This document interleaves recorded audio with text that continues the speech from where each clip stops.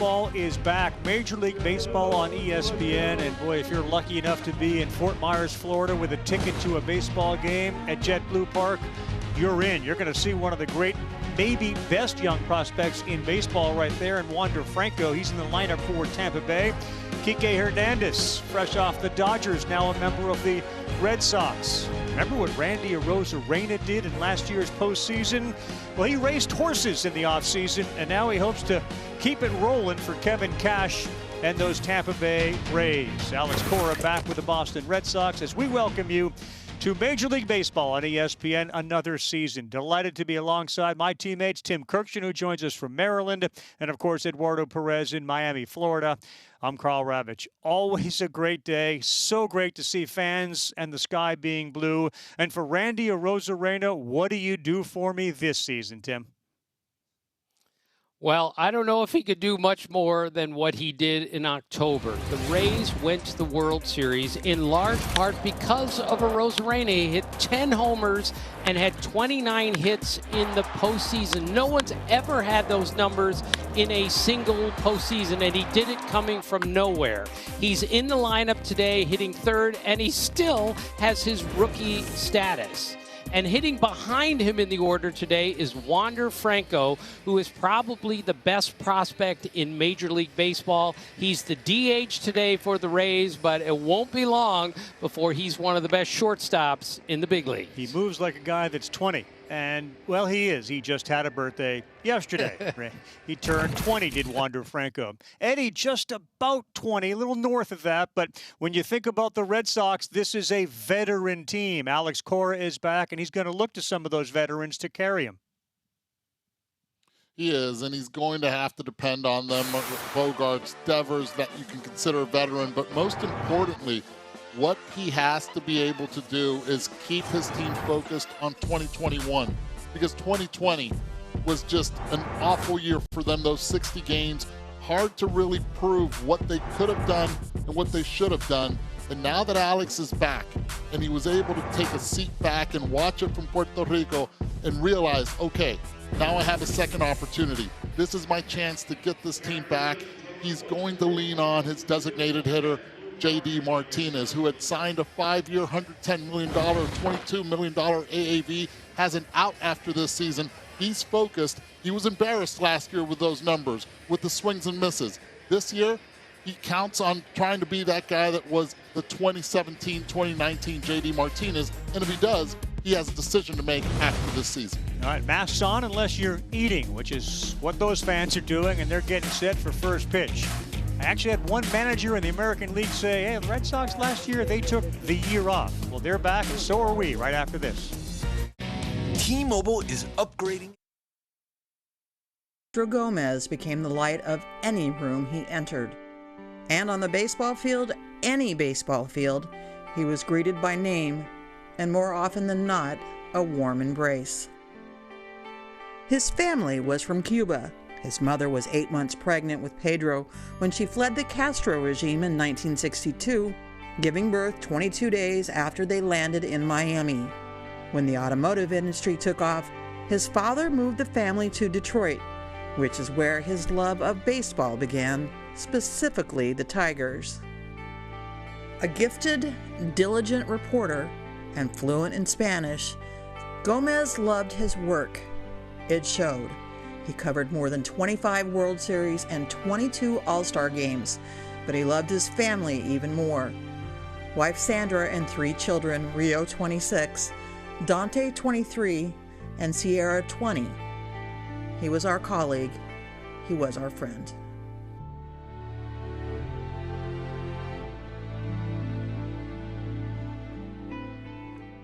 Shelley Smith and all 25 of those World Series shared with most of this crew right here. You know, Pedro Gomez, like 2020 was such a terrible year with the deaths of so many Hall of Famers. He was a Hall of Famer for us, and as Robin Williams said in that great movie, Good Will Hunting, you'll have bad times, but that'll always wake you up to the good stuff you weren't paying attention to. I promise you, we paid attention to Pedro, but like a great teammate, Pedro never brought the spotlight onto himself. He took his job seriously. He never took himself too seriously. And that is among the many things that, incredibly, we're going to go into this year and miss. And Ravi, I am just heartbroken about this. I will miss him in so many ways, but I'll miss him most right now when spring training begins. I would go to Arizona where he lives, and he would always greet me with the same, "Timmy," and then give me a big hug. He was such a kind and gentle man, and I will never forget that smile for the rest of my life. I'm going to miss arguing with him. And because he would always tell me, "Hey, tú eres cubano, you're Cuban. You might have been raised in Puerto Rico, but you're Cuban. Your parents are Cuban. Take pride in it." "Yeah, I'm from Westchester, Florida." That's what he would say. I would say, "No, you're from Hialeah." Yet we would go back and forth. And that is one of the small things, little things that I'm going to miss of him. But being in Cuba, spending time with Pedro there, when he leaned, where he was able to, place his dad's and his brother's ashes in Cuba, to me was so symbolic of who he was. He cared about everyone. And again, as we would always genuinely and lovingly tell Pedro amongst ourselves, "I will land this plane," just like we always wanted Pedro to land his. And what a life. What a beautiful life. Absolutely. Pull the curtain back. Pedro is such a great storyteller. In this medium, sometimes you have certain time constraints. Well, Pedro oftentimes would take those time constraints and stretch them and stretch them and stretch them. And we would say, "Please, Pedro, land the plane." And we know he's landing it and continuing to tell stories. We're about set for baseball, boys and girls, in 2021 with fans in the stands. As you see the news come up from different teams and organizations and states, likely to have fans in the stands, even at a reduced rate once the season begins. In Boston, they plan on doing that. Tampa, they plan on doing that. In what should be an interesting baseball season, given we played 60 games last year and we've returned to now a full 162 game season. And the impact of a shortened, abbreviated season, we have to wait and see how that plays out. Lineup for Kevin Cash, Willy Adames, Francisco Mejia. Great prospect who'll be catching behind the plate. Randy Arozarena and Wander Franco is going to be a great story that we'll tell. Manuel Margot, who had a terrific, real late part to the season, postseason. Brett Phillips was a World Series hero. Taylor Walls, Kevin Padlo, Dalton Kelly. The Rays didn't score a great deal of runs per game, but they will win with pitching, which Kevin Cash has fewer arms he can rely on. Charlie Morton and Blake Snell are no longer there. And defense. And that is always the two things that you know you're going to get with the Rays. As for the Red Sox, Martin Perez will get the start today. And in a season in which there wasn't a lot to cheer for in Boston last year, Martin Perez actually was one of the bright lights. And in fact, the same way that when he was starring for the New York Mets, Matt Harvey would have Harvey Day, and other great pitchers, they have those, quote, days. Well, Martin Perez developed a thing. It was a Martin Perez day when he would go to the mound. And this is a Martin Perez day. And I used to love Martin Perez days. Huh? I used to love Martin Perez days, and one of the big reasons he's a lefty. And in spring training, and you see that background right there at JetBlue Park, it is, the batter's eye is wide. Good to be able to see left-handed pitching from his angle with a lot of cutters. His first pitch is in there for a strike. Willy Adames, the shortstop. It was talked during the offseason, especially with teams like the Reds, that maybe Willy Adames would get traded. As we've mentioned, Wander Franco coming up as Perez throws one by him. But Franco has yet to play a game really above the single-A level. So Willy Adames, good player. Kevin Cash wants to remind everybody, he's a good player. All right, and he's going to be their shortstop this year, Ravi. There's no way Wander Franco is going to break camp with this team. He needs some seasoning in the minor leagues, and this kid's a really good player and starts off with a knock. A race to first base, and that was eventually won by Willy Adames. And then Michael Chavis flipped it to Perez, who wasn't really there. Oh, spring training 101. You have to get to know your pitchers and also communicate a little bit there.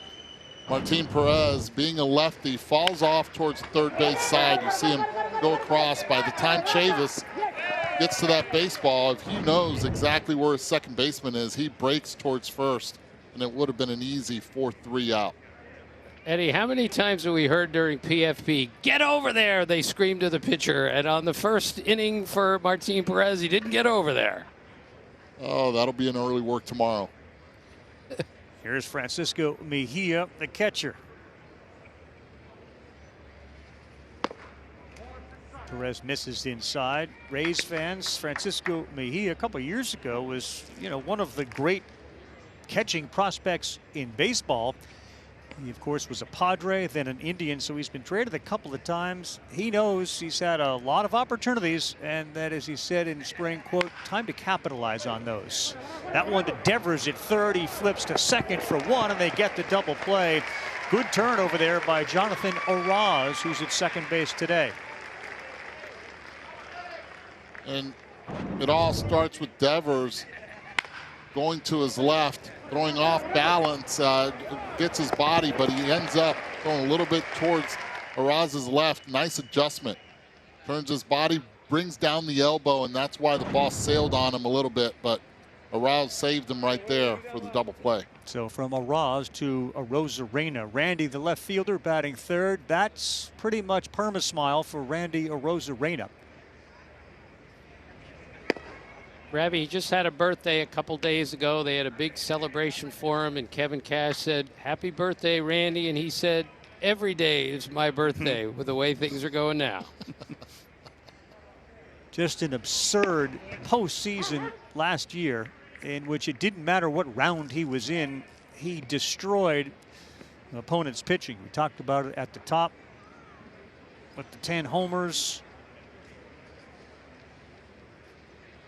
The RBIs, the runs, his stumble that led to a run in a World Series game, which kind of continued the legend of Randy Arozarena. And you said it to him, it kind of came out of nowhere. Randy Arozarena was unheralded, and if not unheard of, until he did what he did in the postseason.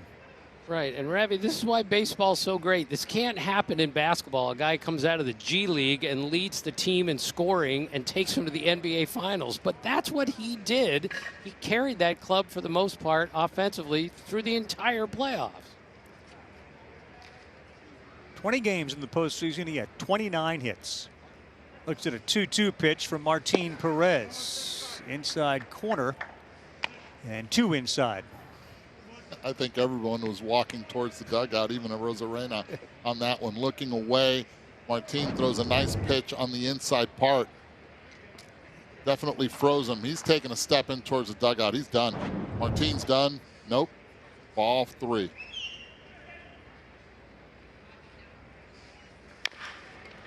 Beaten into the ground, a high hopper. Devers there, fires low. Chavis, whoa, what a scoop by Michael Chavis.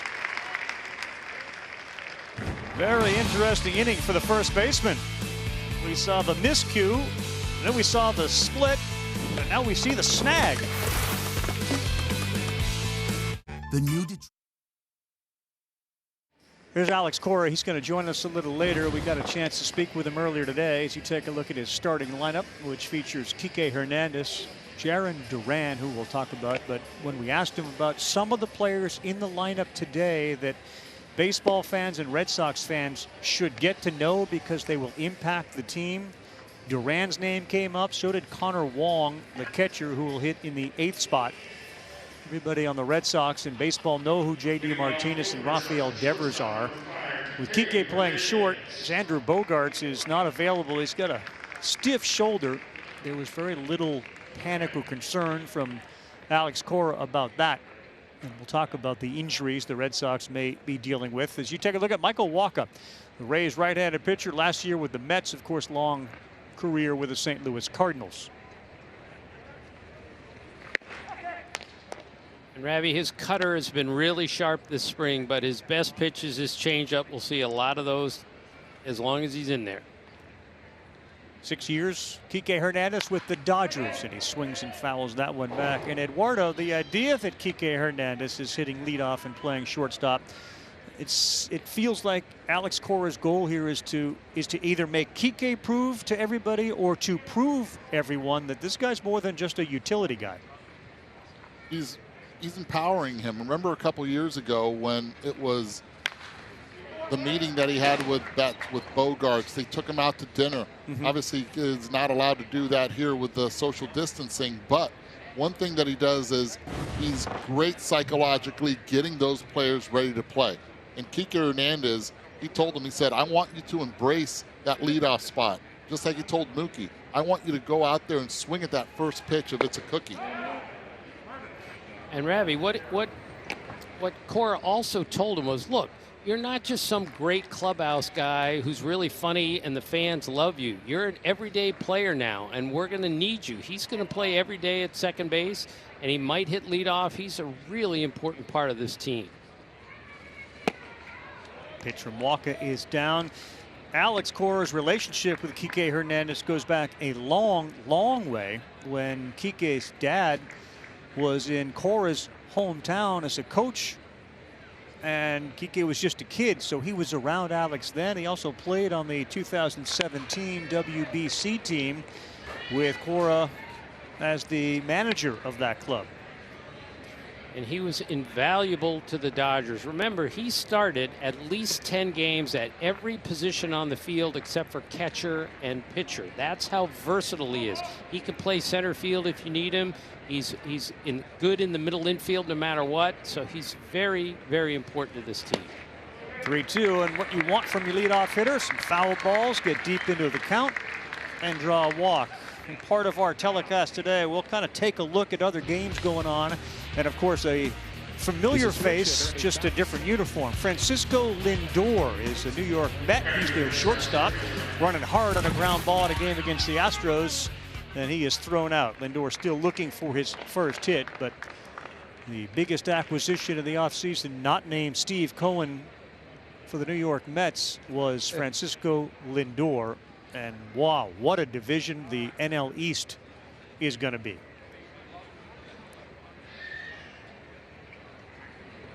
Center fielder Jarren Duran. This is one of those, you know, I looked at him, and Alex Cora talked about, you can see how his muscles kind of ripple on his forearms. A freakish athlete that conjured up the name Grady Sizemore, and that's a huge compliment. Yeah, Alex told us before the game, this guy will be the best athlete on the field today. He said he saw him in a winter ball game get to first in 3.85, which is flying. Eddie, did you ever get down the line at 3.85? Oh, yes, I did, except the base was still at 90 feet, and by the time I got there, it was around 70 feet, Tim. Sorry, Eddie. No problem. Strike called, and back to first is Kike. Interesting, early on already, Walker going to the changeup a lot in spring training. You see a lot of pitchers try to establish maybe that fastball, work on it with location and everything. And he went 1-0 to Jarren Duran, changeup, got him to chase, then threw that one for a strike again.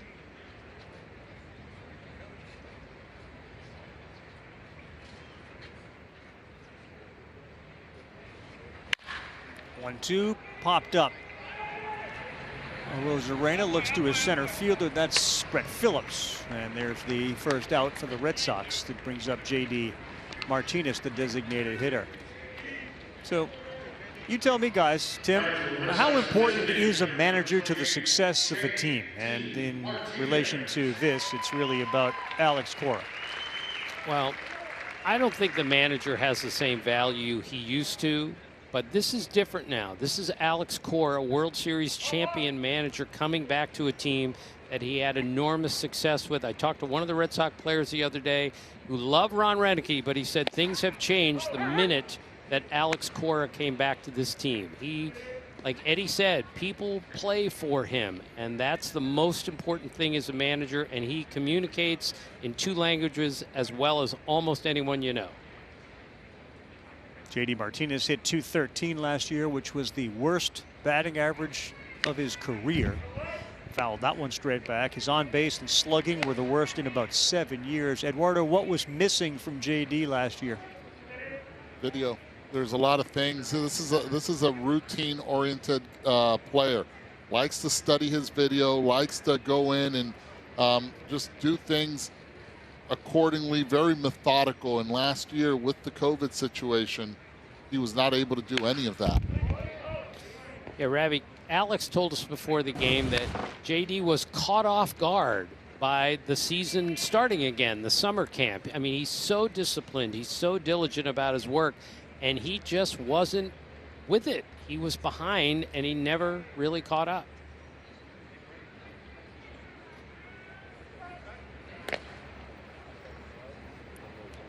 With Waka on the mound, the Rays obviously are a different pitching staff than they were last year.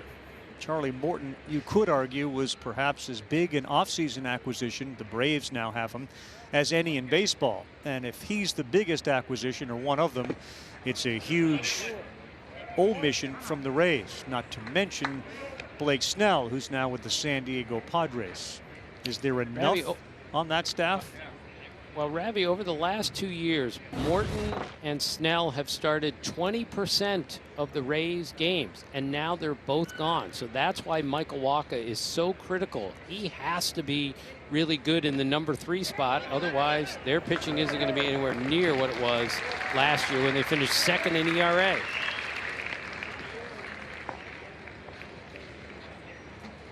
Almost a similar at bat to what we've seen against Kike Hernandez.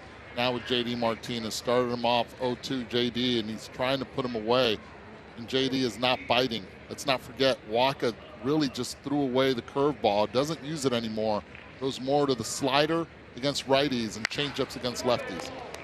Why do you think he threw that away? Because for a while there it was great, and this is a guy whose numbers last year was an ERA of 6.62.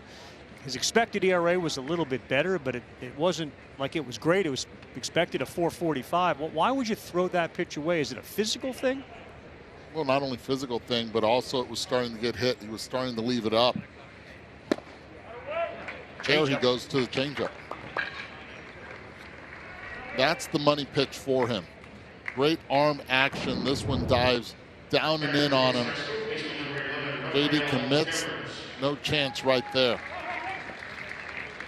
Not much in front. That's all you need. JD really does not move his body much, but good arm action by Michael. That changeup was tied for 7th most valuable in baseball, according to the StatCast run values. Here's Rafael Devers.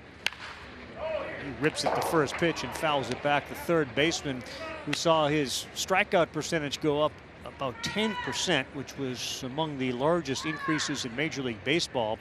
And his hard hit rate went down 10%, because a couple of years ago, this was a 54 double guy, 30 home run guy, finished in the top 15 in most valuable player voting. And Alex Cora offered no excuses for Devers, but he did say in between the 2 spring trainings, the spring and then the summer camp, Devers got out of shape. He said he stayed in the house. He was afraid. He was in a lockdown situation. He didn't have a gym to go to or a field to go to. So he just lost the feel for the game because he didn't have a place to work out. This one rolled over, an easy play for Adames. And Devers retired. Number 1 prospect in Major League Baseball. He is a Ray, and he's coming up when we come back. Wander Franco.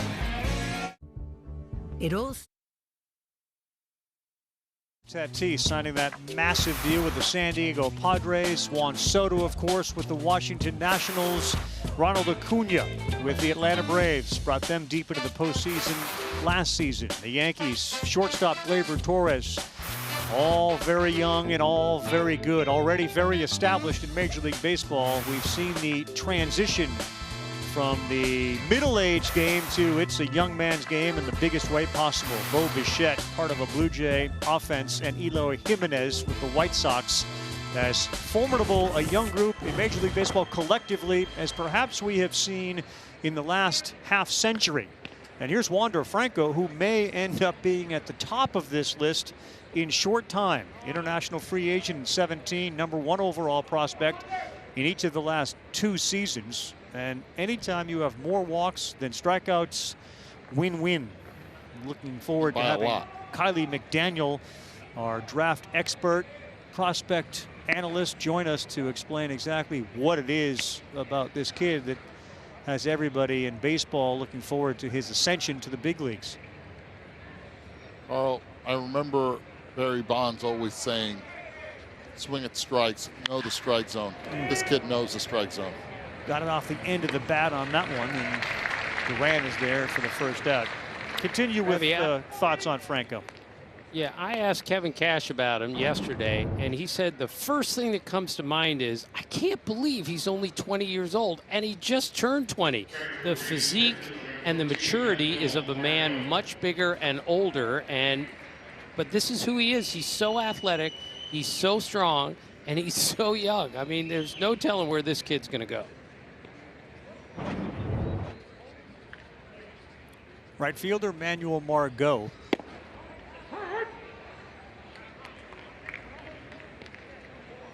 The Rays have long had the great farm system. It continues to be that way. That's how they survive. That's ultimately what led to the Blake Snell trade.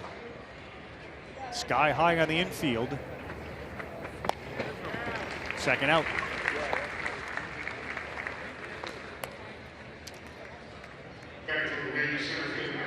With youth comes personality, and Brett Phillips isn't the youngest guy in baseball, but he may be as personable as any.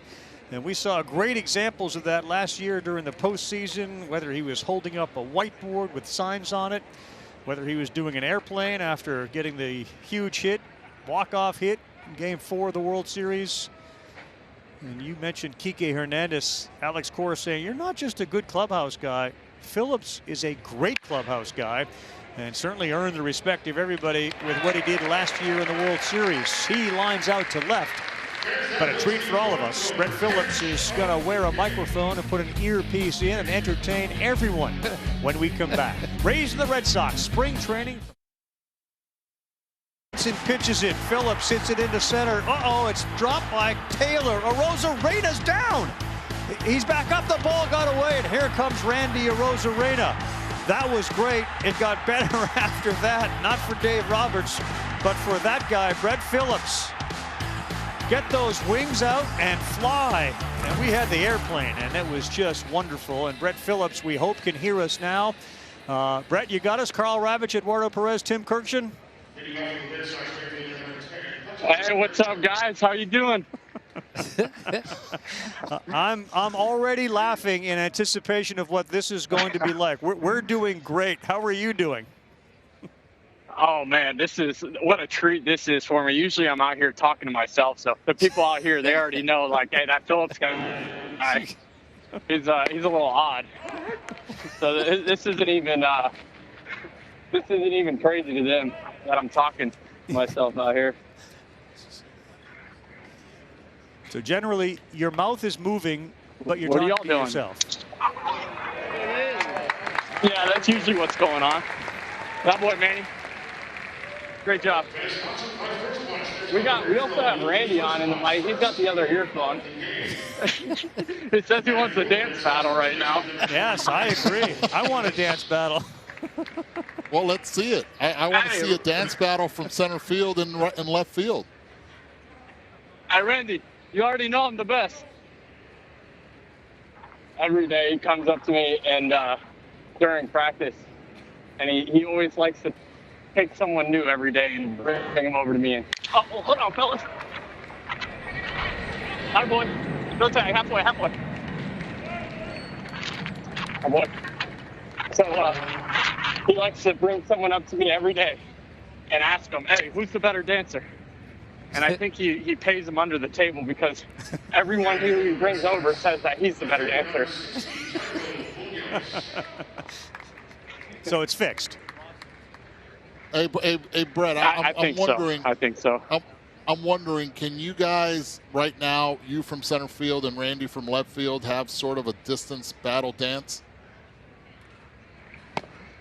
Yeah, I think we can get something going here. I'm gonna point to him too. Go ahead. They want to see bailando. Oh man, Kevin Cash is in there shaking his head right now. What are those boys doing? Uh-oh, that's hit well off the wall.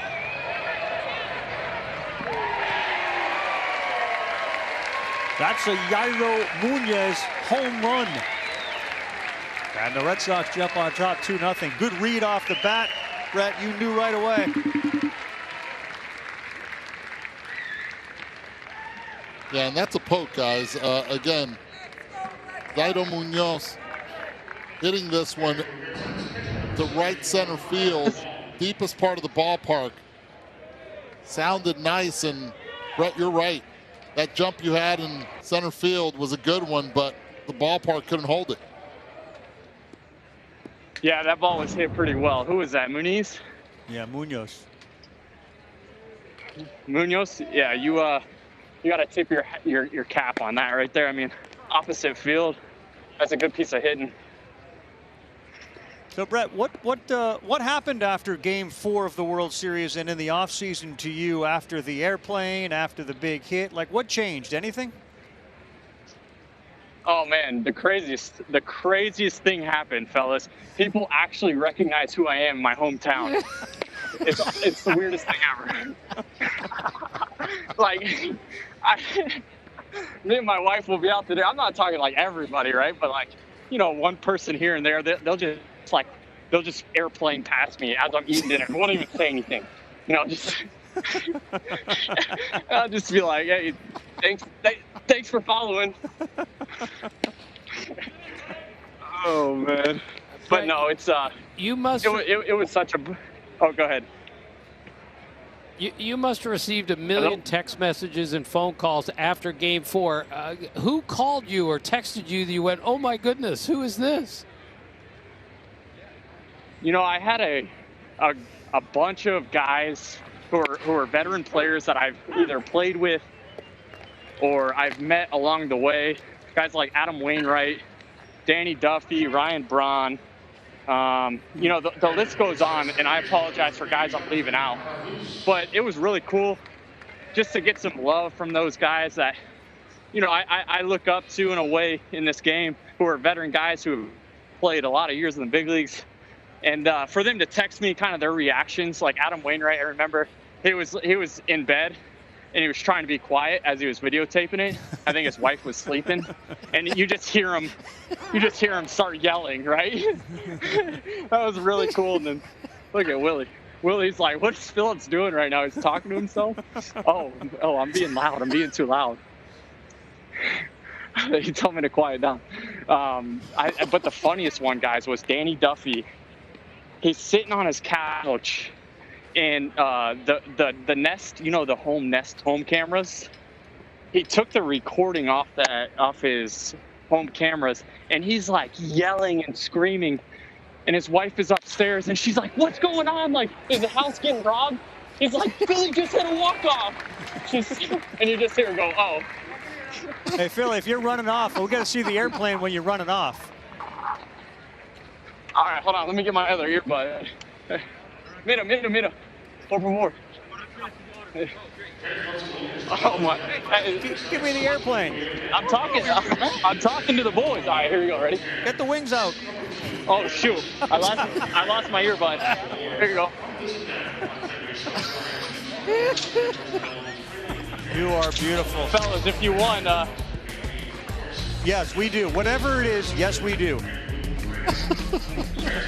Grubhub Perks give you. Welcome back, everyone. Carl Ravitch, Eduardo Perez, Tim Kirshen, Brett Phillips FaceTiming with us as he's there, and you can see him with a big smile on his face. When don't you smile? You're always this way, aren't you? Oh man, 24/7. I just feel so blessed to be out here and playing a game for a living. Wow. I mean, how can you not smile, right? Yeah, absolutely. And what's it like to have people in the stands? That's got to be something different. We didn't have it last year. Yeah, this is it's very different for us right now. I'm honestly not too too familiar with having people in the stands, I kind of get nervous, real nervous in my at-bats. I'm not used to seeing people, like go chase my foul balls down.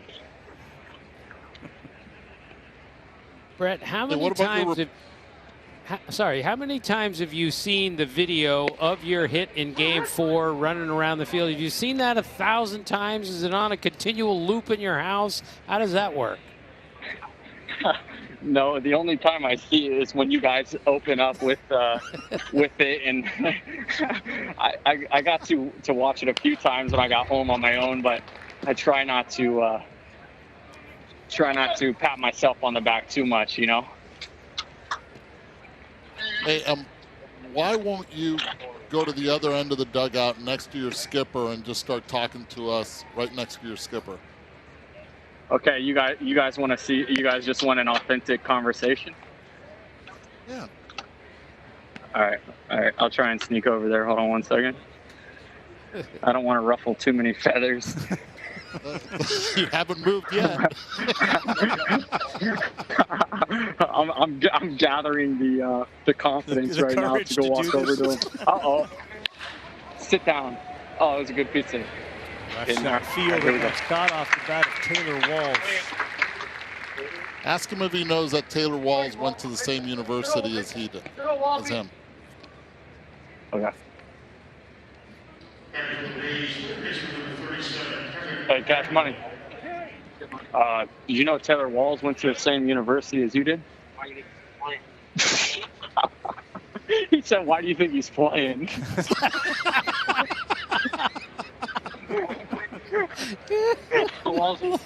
Swing it, that boy Walls. Hey guys, I kid you not. You think he's got the best one-liners in the game? I'm not just saying that to get myself some playing time. Please focus on this spring tournament. I love you. Tell him how you blew up motor on the ball. It went exactly how I thought it would go. One and done.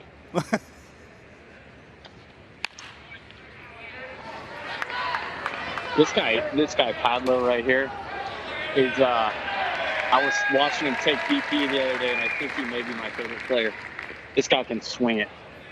I'm not too familiar with the prospects, but I know we've got some studs in this organization, and I'm looking forward to seeing them, grow and ultimately playing with them at the big league level. But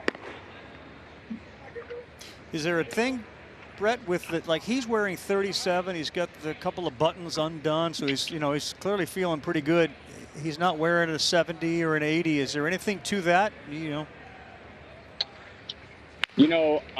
Usually the lower the number is, it says how good you are. Mm-hmm. Usually, I'm just kidding, guys. No, I'm not too familiar with. I'm not too familiar with why he's wearing number 37, but the buttons undone, the 3 buttons undone with no undershirt, it's a hot one, and it's a great move on his part because he's airing it out,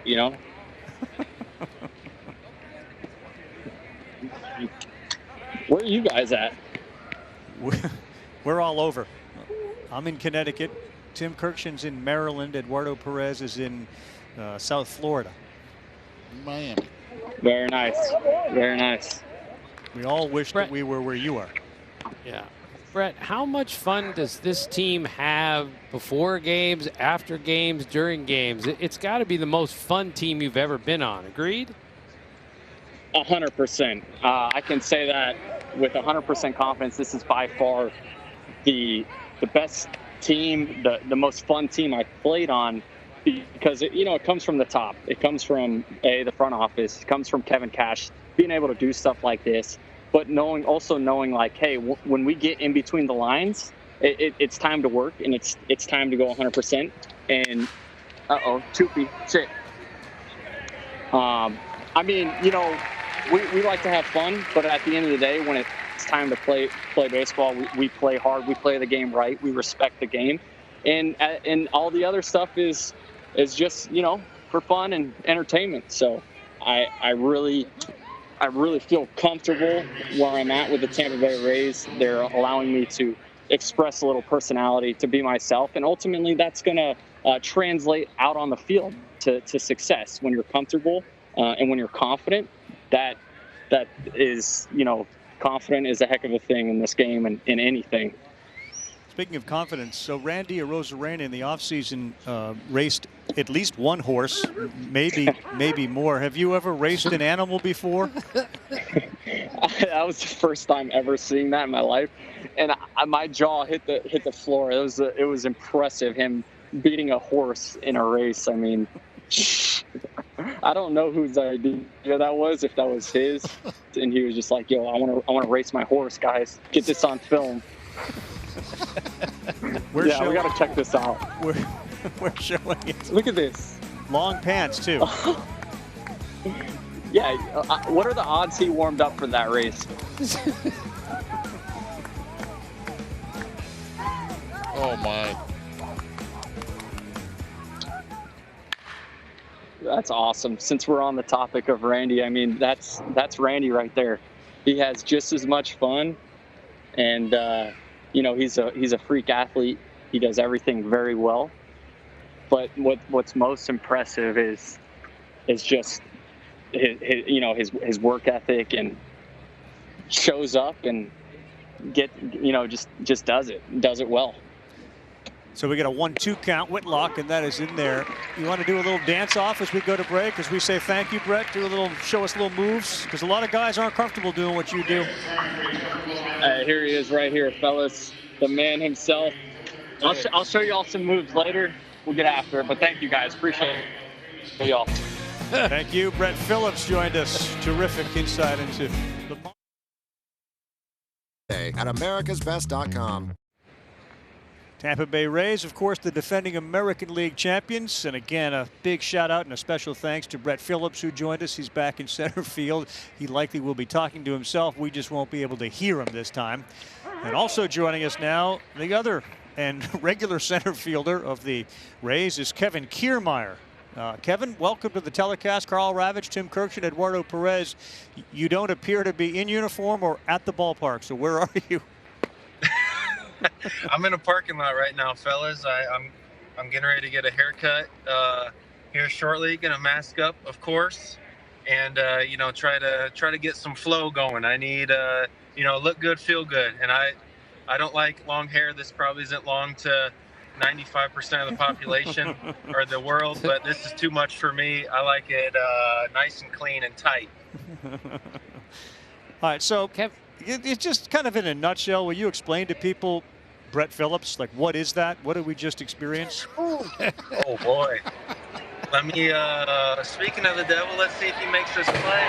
Too much. He doesn't make that play. That's a home run off the bat of the leadoff hitter, Kike Hernandez. Kike can hit. He can play. Back to Brett Phillips. He's a character. I have to start it out like that. He is one of a kind. He's tries to be the light. Hold on, I gotta watch this swing. Oh, good swing, Kike. Tip your hat on that one. Brett, people know him for his laugh. I think that's how he first stepped onto the scene. Good foot. But he's a heck of a player. He can play. Obviously, what he did in Game 4 speaks for itself. I don't know if he'll ever top that moment in his baseball career, but he's a heck of a defender, has a cannon for an arm, runs them down, kind of similar to myself. Defense is his bread and butter, but off the field, he's a lot different than me. I'm low-key. I just try to stay in my lane, and Brett is the farthest thing from that. But you need those guys, though. You need those guys. That's gone too, Jarren Duran. So the Red Sox have hit 3 home runs today, and they go back-to-back here in the third. You guys have me on and all this happens? Come on now.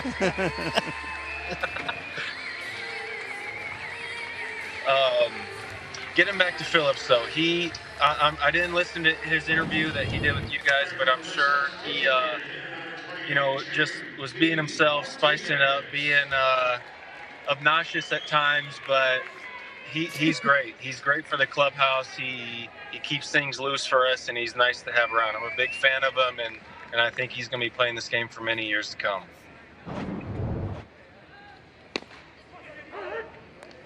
How's the health, brother? We know that in the postseason you were banged up a bit. You're able to now be 100%?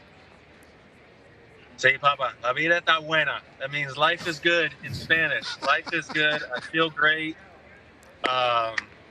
I got an open mind. I'm so excited to get this year started with a great group of guys once again. That's what I love about baseball, and it all starts here. So everyone has a fresh, clean slate, and may the best team win. It's a long season ahead, but boy, talking about our team, we got some talent, we got some depth. Everything, you know, that's a great recipe for success. So we'll see if we can back up what I'm saying, but great things to come for our team, and I'm just excited that baseball's back and we got some fans in the stands now. So hopefully, you know, that the attendance keeps rising to get back to normalcy sooner than later, but a lot of exciting things to look forward to. Kevin, you told me once that you and G-Man Choi speak Spanish to each other more than anything else. Would you please explain that? Yeah, that's still, oh my gosh, no way. No way. Yes way. That's Rafael Devers' third home run of the inning. Yeah. And 2 more runs come across. You might have to get out of the car. I'm going to have to make up an excuse and say my service is bad and just hang up right now, fellas. That's right. Bad connection. Can't hear you guys anymore. Yeah, but, yeah, me and G-Man, gosh, I feel bad for talking over these homers. I know guys want to have their time in the spotlight or whatnot, but the Red Sox are hitting, so I'm going to keep talking. Me and nice swing, Devers. That dude rakes. That's what he does. Me and G-Man, though, he's the class clown. He's hilarious. Hearing him say certain things in English and Spanish are so dang funny. But, yeah, for me, we keep it Spanish mostly. You know, come back to the dugout, que picheo, cambio, que cambio. That means change up for all you people out there who haven't tuned up on your Spanish. But once again, that's what I love about baseball. You never know what to expect coming to the field each and every day, and you get, 25 different personalities, as far as players go, and that's how it's fun to communicate with these guys and just be little kids out there. We're all young kids trapped in grown men's bodies, and we come to the field each and every day, try to have fun, and guys like G-Man, he definitely is great first baseman, great player, but he's tremendous for entertainment purposes. So big fan of G-Man. He's great. Kevin Kiermaier, the longtime Ray, joins us. You talk about being, kids trapped in adults' body. You had the ultimate kid experience. You got to play in a World Series. And, given your experience with this team, you lose Morton and you lose Snell. You're the face of the team. You are the face of this franchise. A lot of people look at it, and Rays fans are frustrated when things like that happen. So how do you calm them down, let them know things are going to be okay? Just trust our front office, what they've done. You look at our roster, you look at guys like Randy Arozarena. We acquired him just a little bit over a year ago. Our whole roster, for the most part, everyone, there's not many homegrown guys on our team. I'm the longest tenured player of 7 years now. I'm very proud of that and happy to still be here, but we have a lot of moving parts with how we acquire talent. You have to give away talent to get talent, and it's hard to go against what our front office has done, especially the last couple of years, and with how much talent we have now. They see things in the present, but they also look to the future, and sometimes it can be frustrating, present day speaking at times, but giving away Blake and Charlie wasn't. Charlie could have been a free agent. We just whatever. But trading Blake and not seeing Charlie come back, we have guys who are going to step up and fill those roles. Hate to see him go, but at the same time, this is the business part of the game that happens year in and year out with every team in all of baseball. So. And then getting to camp, once again, we just look around the clubhouse. We're going to be just fine. We're going to be very good. We're going to pitch. We're going to hit. We're going to play defense. No reason, again, to panic mode, and we're feeling very confident in our clubhouse. So for all the Rays fans out there, we're going to put on a show once again for all you people. So stay tuned in and be ready to go April 1st. We plan on doing some damage, and it's going to be a lot of fun. Well, thanks, Kevin. I assume that the appointment is is it at the top of the hour? Like, I don't want to hold you from the haircut. It's right now, fellas. I don't like being late, but go get I'm just going to, yep. All right. Thanks, KK. We'll see you again, Kevin Kiermaier. Appreciate that very much. All right. David Hess has gotten hit hard here this inning, guys. Recapping, Kike Hernandez, Jaron Duran back-to-back homers, a J.D. Martinez hard-hit single, and a Rafael Devers homer. And here in the bottom of the third, the Red Sox 6-0. 3 homers in the game. Yairo Munoz homered in the second inning. Ravi, why does Kevin Kiermaier need a hair appointment in Port Charlotte? He's the center fielder on a World Series team. I thought you were going to ask why he needs a haircut. I mean, it all looked tight. Well, he doesn't need a haircut, that's for sure. I'm hoping he sends us a picture after he's done with that haircut. See how much he got tightened up, because right now Hess has been hit hard by the Red Sox. Has not been able to fool them with the fastball or get it by them elevating it. Red Sox on top of everything. Eddie, the Duran homer, my goodness, we just saw that power. We know about the speed. That ball was smoked. You know what the difference was in that at-bat? Chavis on the ground. Taylor made double play, but the ball thrown short by Taylor Walls at second, and Dalton Kelly couldn't scoop it. Yeah, one of the biggest differences with Duran was that he saw a lot of changeups against Michael Wacha in the first at-bat. That changeup of Wacha's is completely different than the one that Hess throws. It's Hess's third best pitch, and that'll be it for Hess. Don't want to hurt the pitchers at all, and got to his limit. This is spring training. We'll take a timeout here. Red Sox all over the Rays, but plenty more to come with guests included. 6-zip.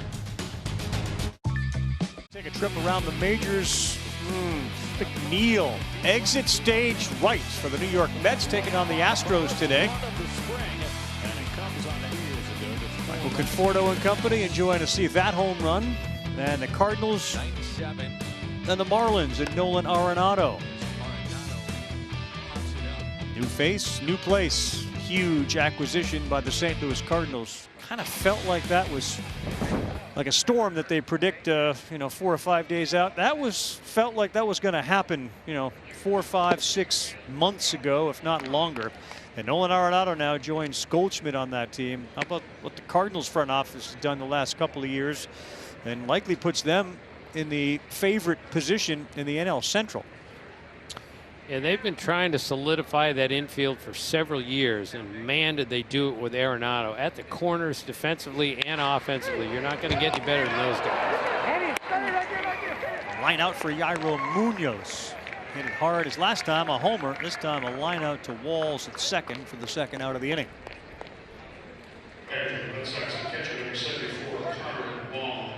Well, that's what you want to see if you're Kevin Cash. Kenny Rosenberg coming into the game, throwing strikes and getting an out, a quick out at that on his second pitch. See the numbers right there. He comes out of Cal State Northridge.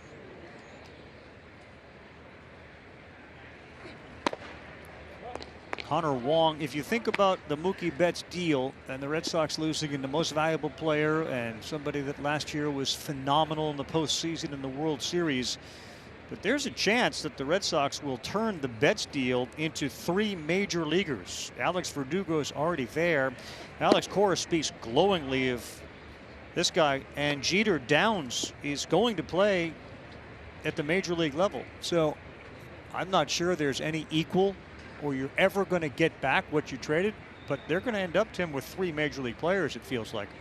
Yeah, they're going to be everyday players within 2 years, all 3 of those guys, and they're all young enough you can build around them. So, I mean, you can't ever justify trading Mookie Betts, but they've done better in that deal as we see these guys emerge.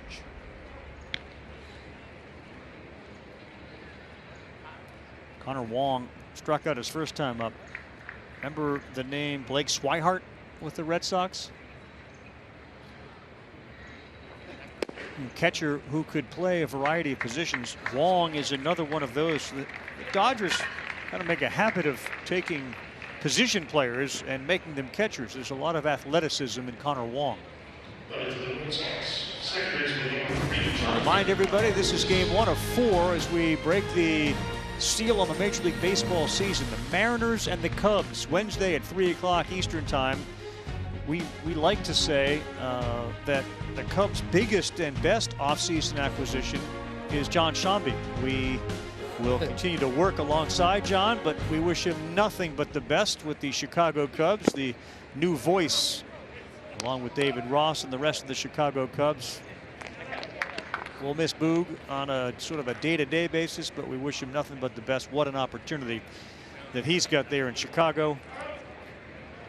And that's part of our 4-game pack to kick off this 2021 regular season in the spring.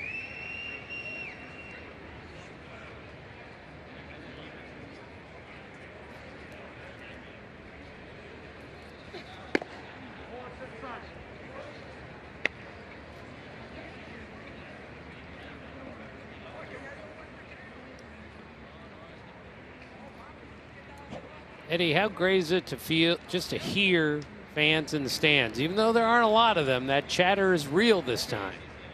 Real fans, exactly. Not some of the noise that was being put out there. And again, I'll take this chatter any day. Lift it up. Lift it up. Yeah, I did the thematics with the Dodgers yesterday, and more than one Dodger told me what they missed most about 2020 was not having fans in the stands, and we recognize even more how important they are. You want to explain to the viewers, Tim, what thematics are? Oh, well, it was just a Zoom thing where players sit down. I think I interviewed 10 of them yesterday via Zoom, and you ask them all sorts of serious questions and stupid questions. Sorry, it was a TV term.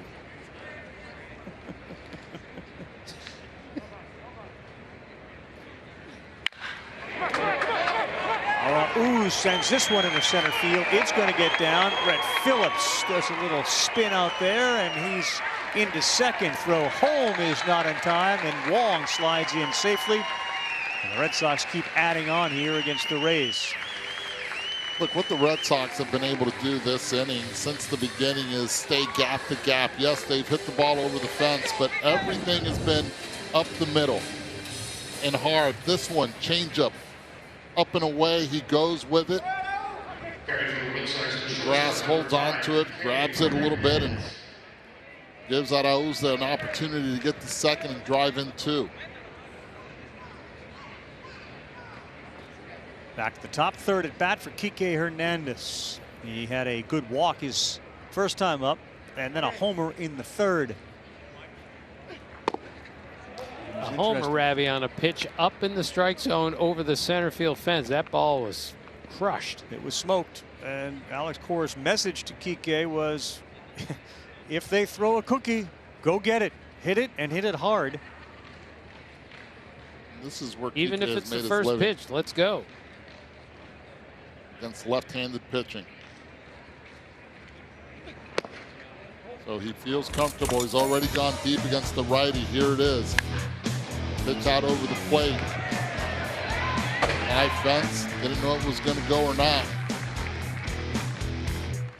And now against the lefty where he feels very comfortable. Let's see if he stays in the big side of the ballpark. So, Ravi, among the thematics with the Dodgers last year, I asked who's the best dancer on the team, and every guy said, well, Kike's the best dancer on the team. Clayton Kershaw said, I've never seen a man's hips move quite like Kike Hernandez. So I'm sure he's now the best dancer on the Red Sox. Well, we'll ask him. Kike is going to join us in the bottom of the 4th inning. Eddie, what's it like, you think, going from a Dodger organization that clearly is continuing to be better and better, and you go coast to coast to a team that brings back a manager coming off a suspension, a team that is clearly not what it was back in 2018. What do you think it's like for him? I think it has to be exciting for him. One, he's now in the East Coast. He's closer to home in Puerto Rico. So for him, he's won a championship with the Dodgers. That's what he wanted to do. Now he gets to join a historic franchise, and he knows that this organization is not going to be in the cellar for long. Ooh, just inside. Rosenberg thought he had him struck out, but he doesn't. Kike goes to first. That's a good pitch right there, Sam Holbrook. Remember, it's spring training not only for the pitchers and position players, but also for the umpires. Along those lines, Eddie, I've seen where Kike, being with the Dodgers and all the ex-Red Sox that are over there, Price and Betts, Joe Kelly, they served as an advocate actually for Cora. You know, Kike's questions were, well, what about Alex? What kind of manager is he? And they were very effusive in their praise towards him. So those types of things tend not to be looked at when you think about managers, but a lot of times the ex-players are either the greatest sales pitch or the greatest detractors. And you guys all talk to each other, don't you? Yeah, definitely. And in Kike's situation, he knows Alex from the WBC. Alex was general manager of Team Puerto Rico during the WBC, and he's had conversations with him. You run into a lot of the current players when you're down there. So this is not just a sales pitch of Alex to get Kike there. This was a relationship and a trusting relationship that I believe ended up with Kike wearing that Red Sox uniform.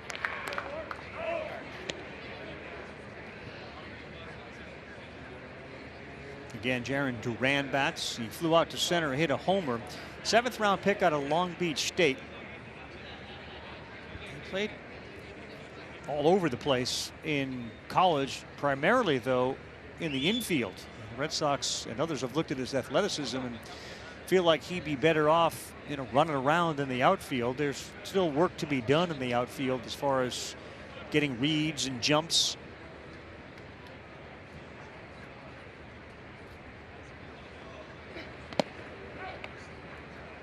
Yeah, Alex Cora called him a gym rat. He said he only cares about 3 things: lifting, eating healthy, and playing baseball. That's who Jaron Duran is, and that is one athletic kid right there.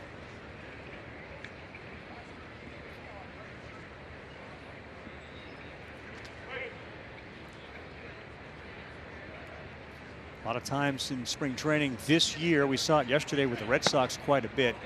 At some point, the managers will kind of look over at each other and say, let's just kind of wrap this thing up and roll it over rather than adding to it. You saw Sam Holbrook say roll it over. So this is not your conventional, we got to get 3 outs every inning.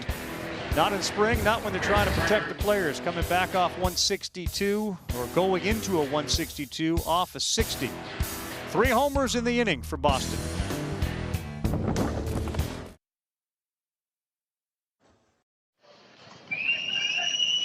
All right, how's this? Welcome back, everyone. You just heard the voice of Chaim Bloom. He's going to join us in a moment. Download the MLB app, get in-game video highlights, live pitch-by-pitch, breaking news, player updates, stat leaderboards, and more for your favorite team and the rest of the league.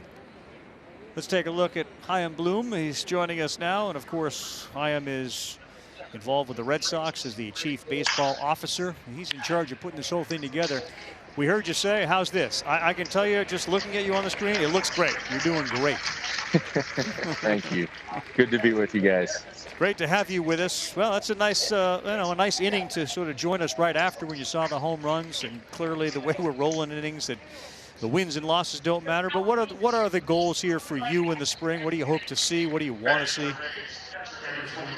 Well, I think first and foremost, if you put all of us, me and my 29 counterparts on Truth Serum, I think number one, we'd like to get to the starting gate with everybody healthy. But beyond that, I think it depends on the individual. Different guys have different goals. There's certain guys who are veterans who are more established in the league that we're trying to get them ready for the season. And then there's some other guys who are coming here, you know, with something to show us, and it's fun to watch those guys too. Francisco Mejia, you can hear the bat little delay because of the FaceTime, and that one is ripped into the corner, and Mejia heads to second base, and he'll stand up there. I know Eduardo and Tim have questions. I just want to ask one before we get to those guys. You know, obviously you had a difficult decision when you had to bring a manager onto the team, and you opted to hire Alex Cora. For people that looked at it, and clearly there was a groundswell who said, well, it's a natural. He's got to come back. He didn't do anything when he was with us. It was not a very easy decision. Tell us what went into the decision to bring him back. Yeah, no, you're right. It was, you know, it's a huge decision for the organization. And the way I looked at it, you know, when the season ended and we decided to make a change, you know, with Ron Renneke, you know, the job, you know, the task there was basically to find the best manager for the Boston Red Sox. And I had gotten to know Alex a little bit, you know, before he had to leave, and really enjoyed working with him.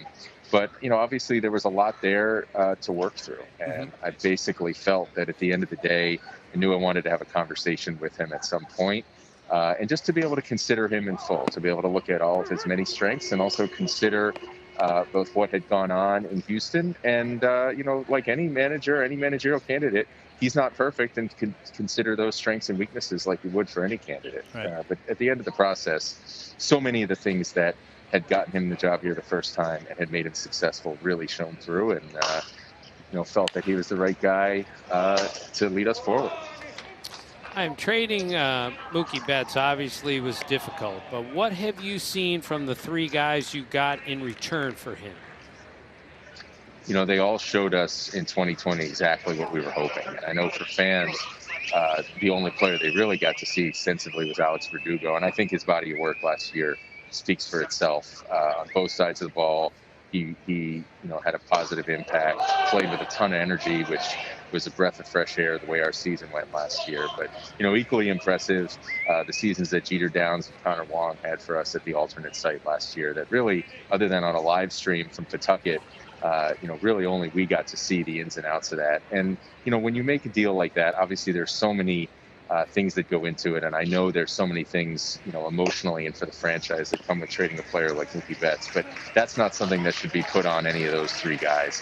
And you're just hoping they come in here and they look like you're hoping they look. And all three of them did. We're really happy with all of them. The kid that's on the mound right now, Garrett Whitlock, you guys picked him up December 10th from the Yankees. Could you tell us a little bit about him? Because so far he's been really impressive with an electric fastball. Yeah, we were excited to get him into Rule 5. You know, really interesting Rule 5 situation because he missed, you know, all of 2020, not for the same reasons that a lot of other minor leaguers missed 2020, but because he was rehabbing a Tommy John surgery that he had at the end of 19. And, you know, that made the intel gathering even tougher than it normally would be because he didn't have a season. But on the plus side, if you could pick any year to miss due to injury and you're a minor leaguer, I think you pick the year where there was no minor league season. So, you know, we picked him up, and he's shown us so far exactly what we were hoping. You guys can see today, he looks like he's back at full strength. His stuff is good, and he has carried himself in just an outstanding manner. You know, you can see, you know, it looks like this guy has a really strong foundation as a young man and, you know, developmentally with the foundation that the Yankees gave him in their system. Hyam, thanks so much for taking the time out to do this with us. We really appreciate it and look forward to seeing you hopefully at some point at Fenway Park. That would be great. Can't wait, and please stay safe. You too. Hyam Bloom joining us. Wander Franco, his second at bat. He grounds out. He's 0 for 2. But plenty more on the Rays and Franco as we continue from Fort Myers. With 20 to 40% off all bridal. All right, so there were some offseason moves. We've talked about Lindor and Arenado. George Springer signed a huge deal with the Blue Jays. Trevor Bauer, 4 to 5, some pretty good Dodger staff. JT Realmuto, Marcelo Ozuna, DJ LeMahieu, and Justin Turner all return to where they were. And there are the blockbuster deals. Lindor, Blake Snell out to San Diego. Yu Darvish joins that staff. San Diego ready to challenge the Dodgers in the West. That is certainly a question as we head into the 2021 season. They are the superpowers without question. While the NL East is balanced, the NL West is very top-heavy. What do you make of the Padres-Dodgers, Tim? Well, I think it's great. I think it's great for baseball that these two teams are going at it. I think you could make a case the Padres are the most improved team in the National League, but the Dodgers are so good. They are so deep, but both those teams are going to the playoffs, and that's a really good rivalry right now. I'll tell you this, Carl and Tim, I don't think they're as far apart as people say the Dodgers are better than the Padres. They've really addressed a lot of needs. I think the key is going to be early in the season.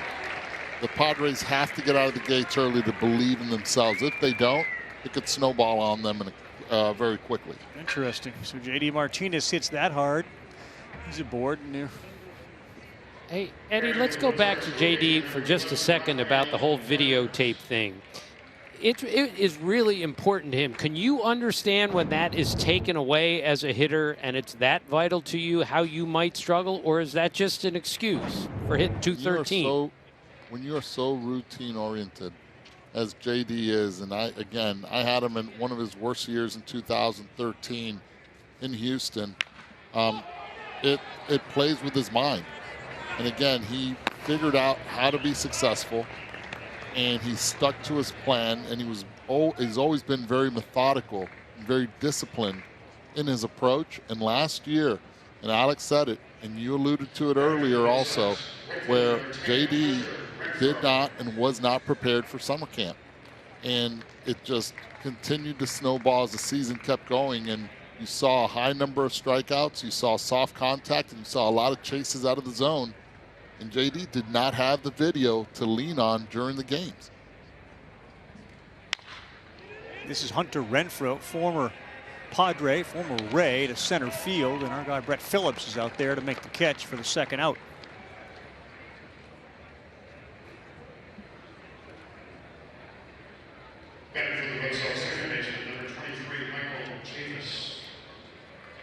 Michael Chavis is an interesting story as he comes to the plate right now. He's got an option left, so he can be sent down. But let me ask you, the player, Eddie, when the manager says he needs to make adjustments, needs to make contact, needs to hit lefties, needs to prove to us he's made adjustments.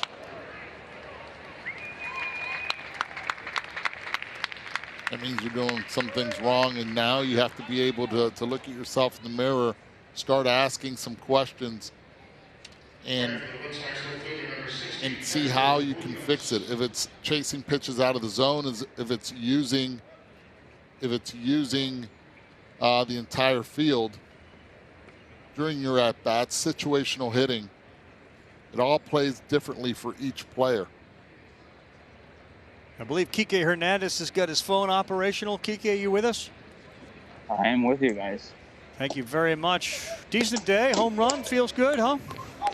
Oh yeah, feeling pretty sexy about my game. 2 walks for a homer.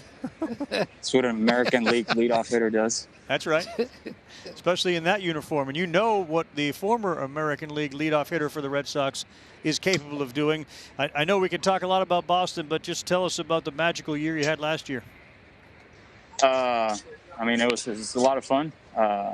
Obviously, we won the World Series. The only bad part was that we didn't do it in LA, and we didn't get to celebrate after the fact. But, pretty special year. And also the fact that we were able to do it under so many circumstances and, to have to go in a bubble and all that. It's, I think when we're all done and we sit back and think about the year, I think it's going to make it a little bit more special. And, it was a hell of a year, and 2021 is a whole different year. I'm a father now, and I'm wearing red instead of blue, so I'm excited about all the new beginnings. Boy or girl? Girl, Penelope. Congratulations. Penelope Isabel. Thank you very much. Isabel. Yeah, that's why I hit a homer to center. I got dad strength now. Kike, real quick, and I'm going to cut in front of Tim on this one, because you were bleeding Dodger blue for quite some time, and you said right now you're starting to bleed red. How different is it to be able to put on a uniform and now play on the East Coast instead of the West Coast closer to home? The only difference right now is that it's a little bit more sweaty in Florida than Arizona. And April's going to be a little colder than it's been in the past. But I'm looking forward to the change and everything that comes with it. So we're excited. It's exciting times for me. Kike, what does it mean to you that the manager basically said, we want you to play every day? You're not a utility guy. You're an everyday guy. It's huge. It's what I've been trying to do my whole career, and I finally get to it's here in front of me, and I'm trying to seize the opportunity and make the best of it, so that it's not a a month or 2 month thing. It's a thing for the rest of my career, and I'm trying to do whatever it takes to improve and to make my team better. So here we are now. Well, best of luck, Daddy. Congratulations. Best to Penelope. Have a great season, and thanks so much for joining us. Thank you very much, guys. Okay, Kike Hernandez. Way up it. This is what it looked like. That's daddy power right there. Big daddy power.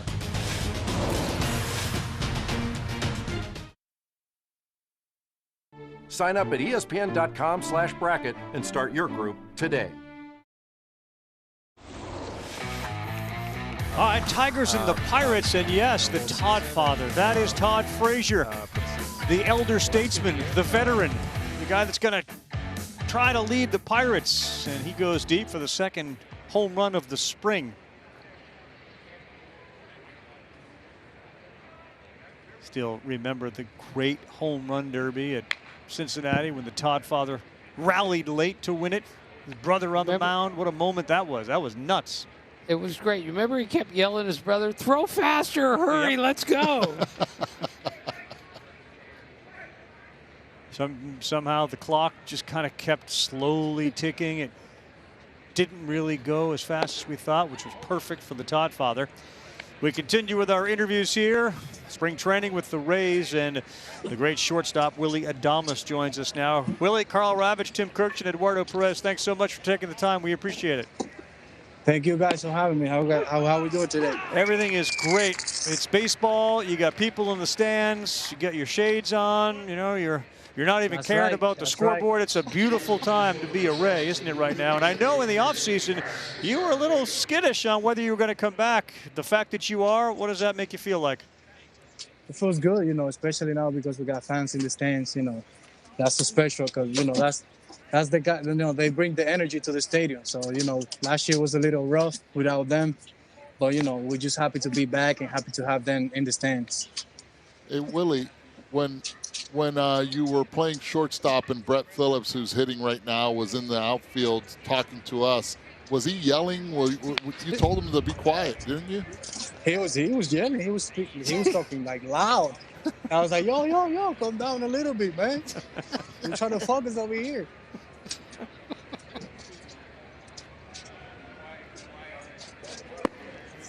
This is Brett Phillips. You know, we've touched on it with Brett. Went over and asked Kevin Cash a question. He gave him a great, funny answer. Phillips has got a personality. We interviewed Kevin Kiermaier.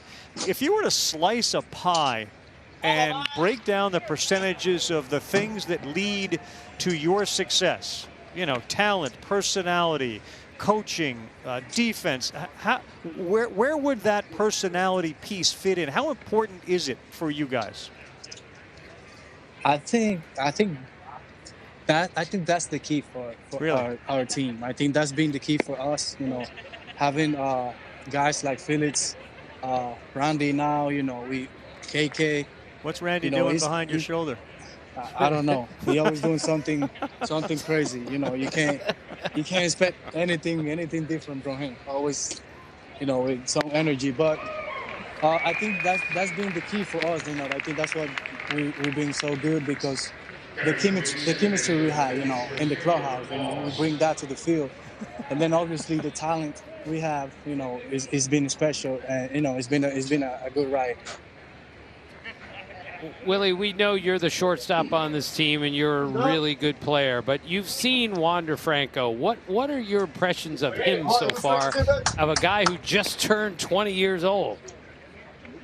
I mean, I don't even know what to tell you, man. He's just so talented. You know, he's a special kid, and I can't wait to play with him. You know, I'm dying to play with him. You know, hopefully he can join us this year as soon as possible so he can, bring that to the table, to the team, because, I know he's going to be really helpful for us. And, it's always a show to watch him play. And I'm just happy that we have him in our team.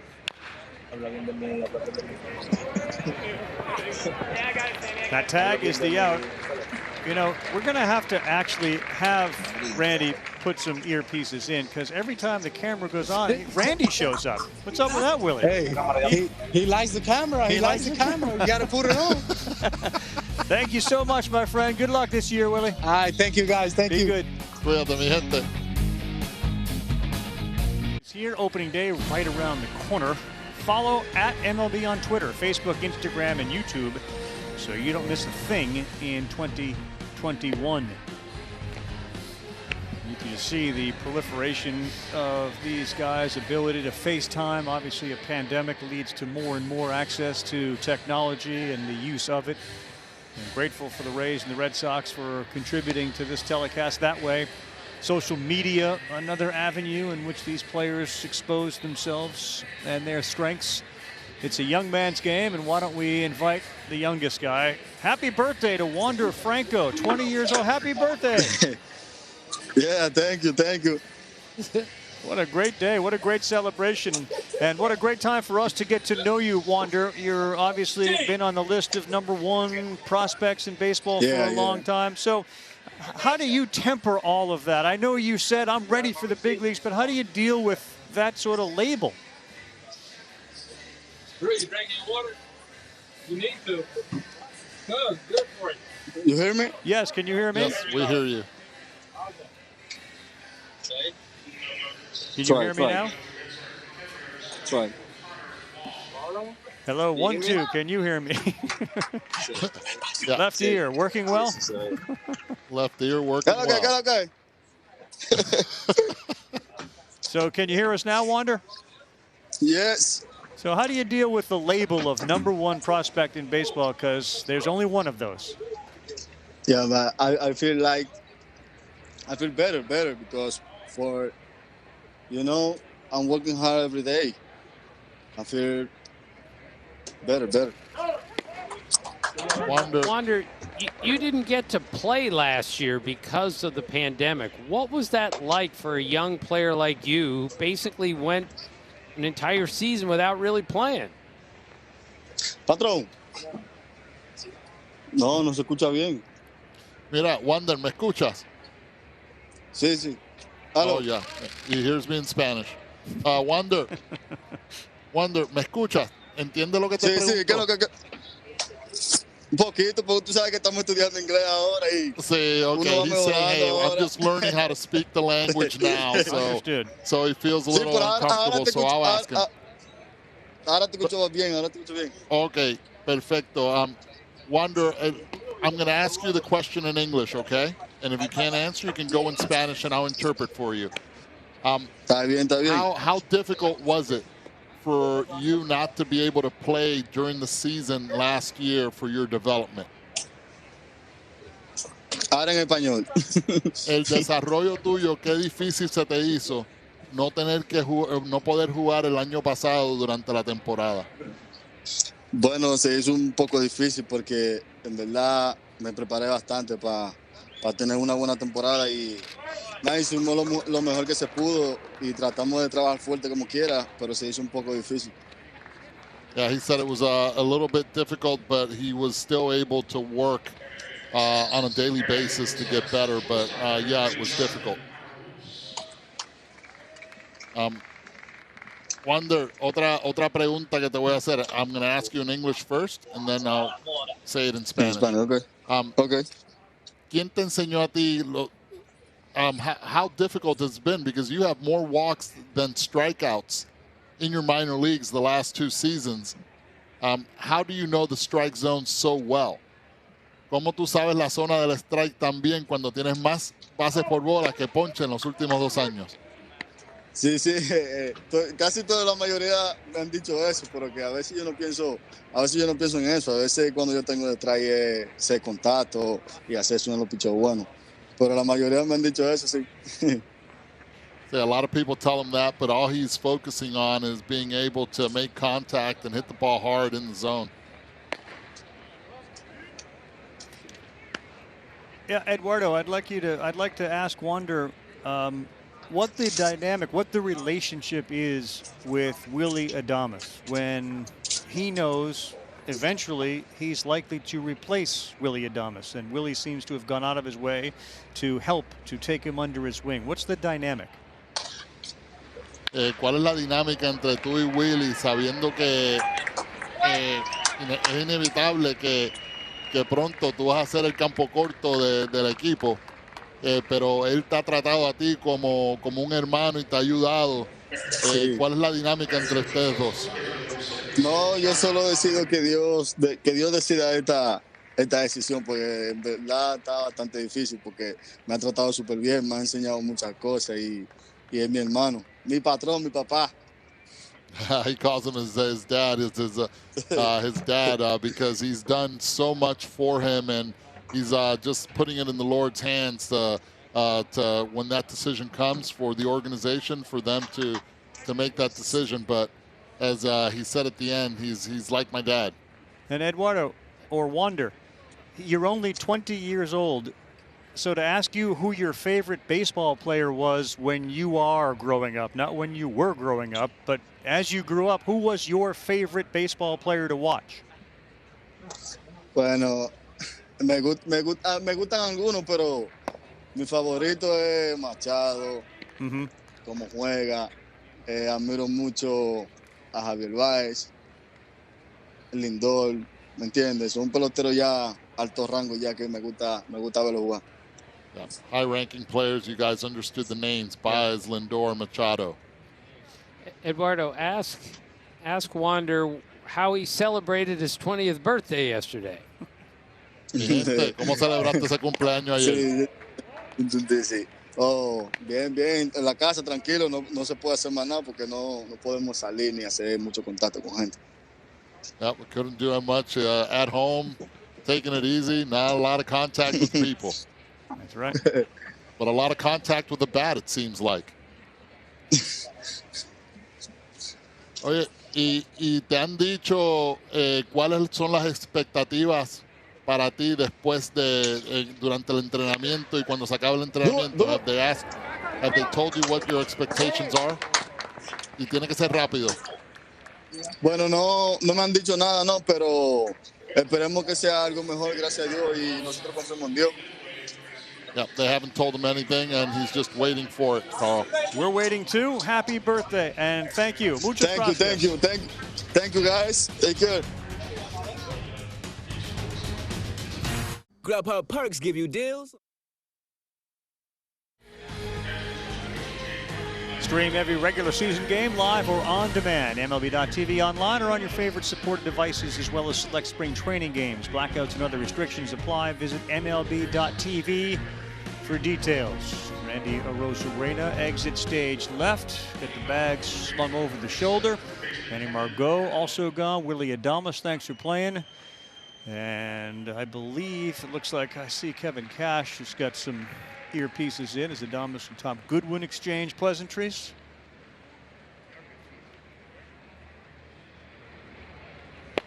KC, can you hear us? Yeah, so we'll wait to see if Kevin plugs in.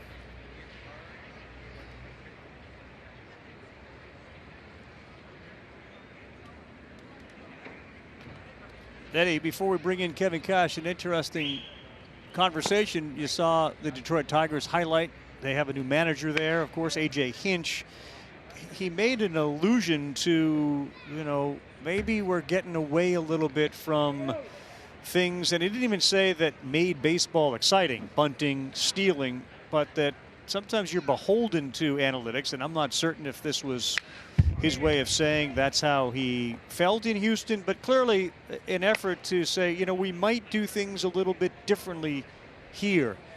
What did you make of that? Did you hear him say it or understand the context of it? Yeah, I think it has to do with the personnel. Look, you have to manage the game according to who you have on your roster. And his roster is completely different than the roster he had with the Houston Astros, and the pitching staff is different, and it's younger, and that's one of the main reasons why he has to manage it differently. Look out. Kevin Padlo with a massive shot. We heard, I think it was Brett Phillips tell us this guy's got huge power, and there you go to center field with that power, light tower power. It was a hanging breaking ball right there, and Padlo, just like Phillips had said earlier, showing that pop. Stays back, and you know, if we're going to interview the skipper of the Rays, it's always good that a home run precedes it.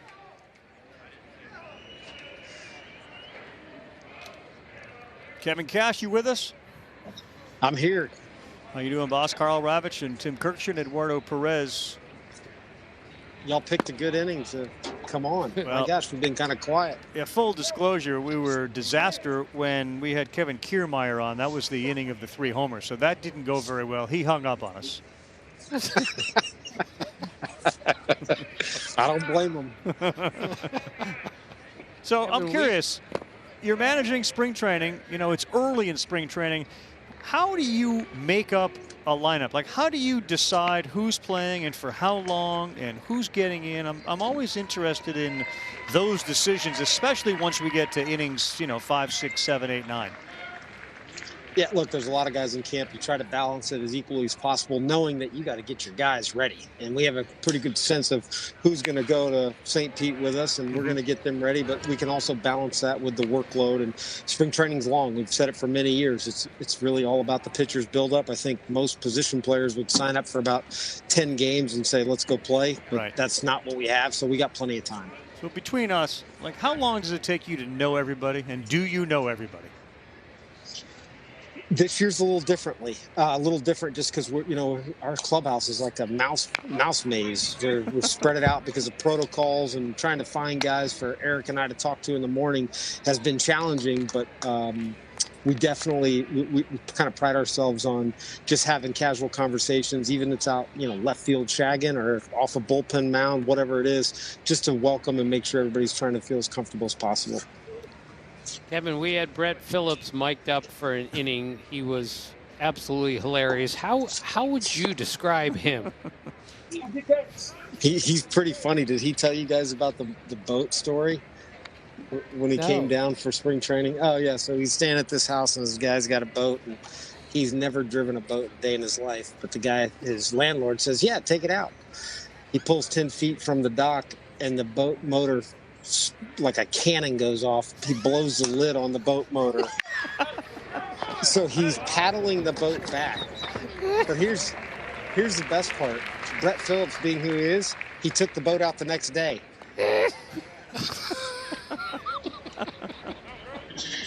So he's a beauty. The guy's entertaining. What a big hit he came. Big moment in baseball and Rays history, all of the above. So I'm glad that he's enjoying it, and people are getting to see his personality, the personality that we've got to see now for a couple months.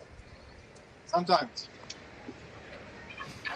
Kevin, what are your thoughts about, like, already in this game we've had a mercy rule situation where the inning ended before there were 3 outs. Are you okay with that? What's the thinking there? I personally am. I think baseball could have done this, a while ago. I understand why we haven't, but we're here to get major league players ready for opening day and regular season. And sometimes it's a little challenging with pitchers to get them built up. And, a guy goes out and throws 25 pitches. Normally, that's it. His day's over. But if you're trying to get 4 or 5 innings out of a guy, to be able to shave it off and send them back out, I think it's a huge benefit. And with the protocols in place, we're trying to limit, overall players traveling on the road. This allows us to do that a little bit better. I know you use a full roster during the season, but Wander Franco, what are the plans you guys have with him, and what has he shown you this spring training so far? Well, there's no doubt. He's a special player, very talented. The whole baseball world knows him. I think the most important thing for Wander, and I trust our guys, the decision makers will do this, is we got to get him playing. And he worked really hard at the alternate site. He was in the bubble with us in the postseason. We got to see him a lot. But he just turned 20 yesterday. He's got to go play and get as many consistent reps as possible. But, his talent is pretty undeniable. You watch him run. I mean, today, the ground ball, he's flying down the line. You watch him throw and certainly hit. He's just got a chance to be a special player. What was it like, Kevin, in the offseason, knowing how close you came, knowing a lot of the focus was on the Snell decision? How'd you handle it? How do you bounce back from that? Well, it made for a little bit longer off season just because we care so much about our guys, our decisions that we make. We want to make the right ones. You get so close and just fall a little bit short right there. But, like I said right after the game, I can appreciate and understand all the criticism. You try to make the best decisions. Sometimes they work, sometimes they don't, but it doesn't make you sleep any easier because, like I said, we care so much. It was refreshing to get back in a dugout in a baseball uniform, not to move past it. I'm not looking to move past it because I don't think we'd want to. We got to Game 6 of the World Series, so you don't want to erase any of those memories. Sure. You want to appreciate them all. But it was good to maybe have that decision subside a little bit in your mind. Yeah, and you and I talked earlier before the game started. You had said, "Look, I would do it again. It was the right decision. It was a bad result." That's how I felt, and I can understand the people that say, "No, it was a wrong decision," and it was a bad result on a wrong decision. So we can appreciate all that. Sure. Look, they're tough, but yes, to answer what you said, given the information and the thought process that we had, I would feel comfortable making that decision again and just keep my fingers crossed and my eyes closed that something else happened. Right. Maybe for people at home to know what went into the decision or even future decisions, like what does I hate to say the book say, but what leads to decisions like that? Yeah, it's not really a book. It's just like we put an emphasis and a priority in our organization of valuing that third time through. Right. So we're valuing that. I value that, and then you add another layer that Mookie Betts and Seager and Justin Turner had just seen Blake 4 days ago. Right. And we all know how talented those guys are. Blake could not have pitched any better.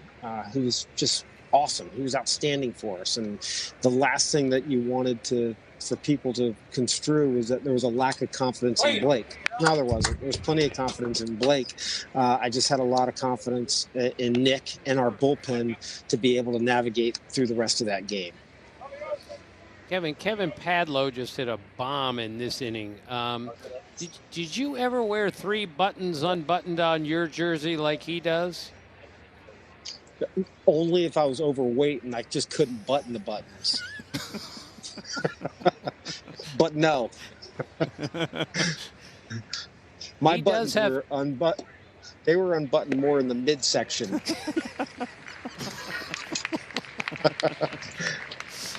Kevin, Randy Arozarena has really enjoyed himself with us today. Just had a birthday the other day. Has there been any change in his personality since his amazing October for this spring? Not from what I've seen. And certainly you go into the spring training wondering, he probably had a pretty exciting off season and got a lot of hype, and rightfully so. But Randy's he comes in, he's always smiling. I asked him how his birthday went, and he said, "My birthday's every day." That's a pretty good frame of mind to have, especially when you're in a big league ballpark, playing every day, getting ready for spring training. And I think we're fortunate. We've got enough characters in this clubhouse that will keep him very in line if he decides to try to get out. Oh, his birthday's every day. That means he's very old. Yeah. Speaking of veterans, you got Rich Hill and Archer also on the roster. How have they looked so far in spring? Good. They haven't come into any games. They just threw live VPs the other day. Kyle Snyder, our pitching coach, and Stan Borowski, our bullpen coach. They do such a good job of individualizing the build-up for guys. And with Arch and Rich both felt like we could buy a little bit of time. So their next outings, I believe, will be in games. But they threw back-to-back the other day, and Kyle came out of it really, really excited. I think he said over the moon excited with where they looked in a 10-minute live BP session. They were able to land their breaking balls in the zone. The velocities were in check with what we were hoping for. I think Arch was right around that 94 mark, and Rich Hill can throw a curveball out of his back pocket whenever he wants. Right. You know, because you have Wander Franco on your team, you tend to not pay attention or overlook some of the other great young players, prospects for baseball and Rays fans. Who are those guys? Well, you're going to see him here. You know, Brujan is coming in. Taylor Walls is in there. Padlo, Padlo that just hit the light tower power shot. And, you know, I'm glad you said that, too, because I love all the hype, and we'll talk about Wander all day long. We got a really good shortstop that plays for us right now. Right. And Willie Adames is a stud. And you look at what he's done. I think he's 25 years old. You look at what Willie's done, his body of work in the American League East at competing at the highest level. There aren't many 25-year-olds that wouldn't sign up for the career that he's had to date, and he's only getting better. So the show he put on defensively in the postseason was remarkable. He led all that, and the energy that he brought, we're so fortunate to have him in our lineup every day. I know you take a boat out. You also binge watch TV shows, and you have a great sense of humor because you laugh at or with Terry Francona. Do you binge any comedy shows? Are you like an Office guy, a Brooklyn Nine-Nine? Like, what makes you laugh? I liked Office. I liked Office a lot, but no, I don't binge watch much shows. It's much more the suspense thrillers on Netflix, on Hulu, or whatever. You're a Peaky Blinders guy. Peaky Blinders, yeah. Well, I save the comedy for at the field. We've got to try to keep it loose, so the comedy's at the field.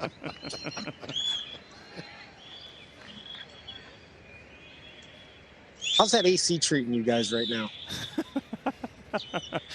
I promise you, it's the only benefit. It's the only benefit. Now, I feel for you guys. And 36 degrees where I am, Kevin. You're doing it outside, Tim? You're beautiful, Kevin. Thanks so much for being with us, man. We'll see you during the season. Thank you. Good seeing you. There's Padlo. We'll call him Mr. 3-Button Down. He goes yard. Tim, come on back inside. We've got a game to do, Timmy. Oh, he got him! And Soto cranks it to deep right field. Forget that. When you add a player of Francisco Lindor's caliber, he makes your team that much better. High fly ball left center. And it's gone. Spring training Wednesday, Mariners and the Cubs, Nationals and the Mets on Thursday at 1. Friday, a 3 o'clock start for the Dodgers and the Kansas City Royals. That's spring training on ESPN. Boy, that Nationals-Mets game and a Nationals-Mets series during the regular season should be outstanding. New sheriff on the mound, Ryan Sheriff on to pitch in this one as the Red Sox are beating the Rays. Alex Cora, the manager of the Red Sox, joining us. Capitan, Carl Ravitch, Eduardo Perez, Tim Kirkshin. How are things today? I mean, let's check. Oh, it's a pretty good game. I mean, you know how it is, man. 0-2, panic button. You know where we play. So I'm glad that we have the lead. We have to finish this game off. You got to get the first one. No, it's an important game. You got to get the first one. Okay. We need this one. We need this one. I understand. So, especially the way your defense has played so far. Good picks by Chavis at first base. God help us. No, we're doing well, man. We're doing okay. Probably you guys talk about it. You know, we're making a point that defense matters. The good defensive teams, they win titles, and the Dodgers did it last year. The best teams in the league last year, they play good defense. You know, the Rays, the Padres, watching the Indians last year. And I'm making a point that we have to be better. We were a good defensive team in 18. Not so great in 19 last year. They struggled last year, and we have to be better. Alex, 2020 was strange for a million reasons, and obviously for you it was very different as well. This one is driven to the wall and it's going to get down. Describe what 2020 was like for Alex Cora. On a professional level, it was a tough year. Obviously, with the investigation and everything that went on, suspended for the right reason, for all the wrong reasons, right? Just being home, it was tough professionally, but on a personal level, with everything that is going on, I've just been around my family, Angelica, Jeriel, Camila, Xander, my mom, my sisters, it really helped. I always said that they're the ones that keep me going, and they kept me going. And I know they're watching. I love you guys, and thank you for everything. Now they're back to sacrificing, right? Dad is working, and everybody knows what this means. But I learned a lot from myself, to be patient. Having twins in the middle of the pandemic, 3-year-old twins, and then deal with them and helping them out, and then help the family. It was a big challenge, just like everybody else. Yeah. I'm not complaining about it, but it taught me patience. Dealing with Camila's process. To go to college. Eduardo knows what it is. Well, everybody has been through it. It's a lot different than Eddie. It's a lot different than playing good baseball and getting a scholarship. I tell my daughter, it's like, back in '93, all I have to do is pass the SAT and play good defense. It doesn't work. It doesn't work. It doesn't work that way anymore. So, learn a lot from myself, and honestly, I feel that I'm more prepared now to be a big league manager than what I was in 18. Alex, you took a year off, obviously, from managing. What was it like that first game back, that first and third situation against the Twins? Tell us what you were thinking there. So I forget, talk to the media, write the lineup and all that. That's the easy part. But all of a sudden, the Twins have first and third, and we got to put a play on, and everybody's looking at me like, "Hey, what you got?" I'm like, "What? What's going on?" Like, "Oh yeah, I got to do this." So I just told Fevles, "Hey, just throw your second base. Who cares? Right now it doesn't matter." It's very similar, but you know what? It's very similar to. We were playing the Rays in 18, and we were down 5-0 in the 8th. We came back. We scored 6. JD's playing left field that day, and Jackie Bradley Jr. is an off day, and we bring Kimbrel in the 9th. And when I look up, JD's still playing left, and whatever. Making the long story short, they asked me after the game, "Hey, how come JD was playing left field?" I said, "Hey, I forgot about Jackie. So, hey, man, I'm going to make errors. I'm going to make mistakes. That's the way it works." It happens. Alex, thank you very much. Sheriff with a line shot right back at him. We appreciate it. Yeah. That's Alex Good to see you guys. Take care. Thank you. Bye-bye. Good to see you. Thank you, Alex.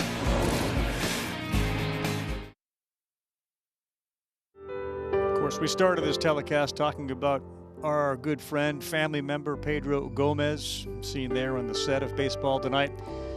58 years young, passed away suddenly. He has been with us since 2003, quarter century, covering World Series, All-Star games, and we all miss him, it seems, just more and more every day, especially now that the baseball season has started. He was such a fixture, such a teammate, such a presence, and we are all still struggling with the passing of Pedro Gomez. Alex Cora called me the night that happened because he had found out through the Red Sox, because Pedro's son, his pride and joy, Rio Gomez, is a member of the Red Sox. And Rio is kind enough to join us now under obviously terrible, sad conditions. Rio, thanks so much for spending time with us. I know as people see you here for the first time, they all express their sympathies, their sorrows, and want to know how you and the family are doing. Yeah, I'd say we're holding up. Seems like every week it gets a little better. I guess it's just a lot of, the preparation for the marathon, because this just never leaves you. No, tell us about the relationship that you and your dad shared. I know it. Eduardo and Tim know all about it, but it was, it was what every father would hope that they had with their son, at least from the outside. You tell me.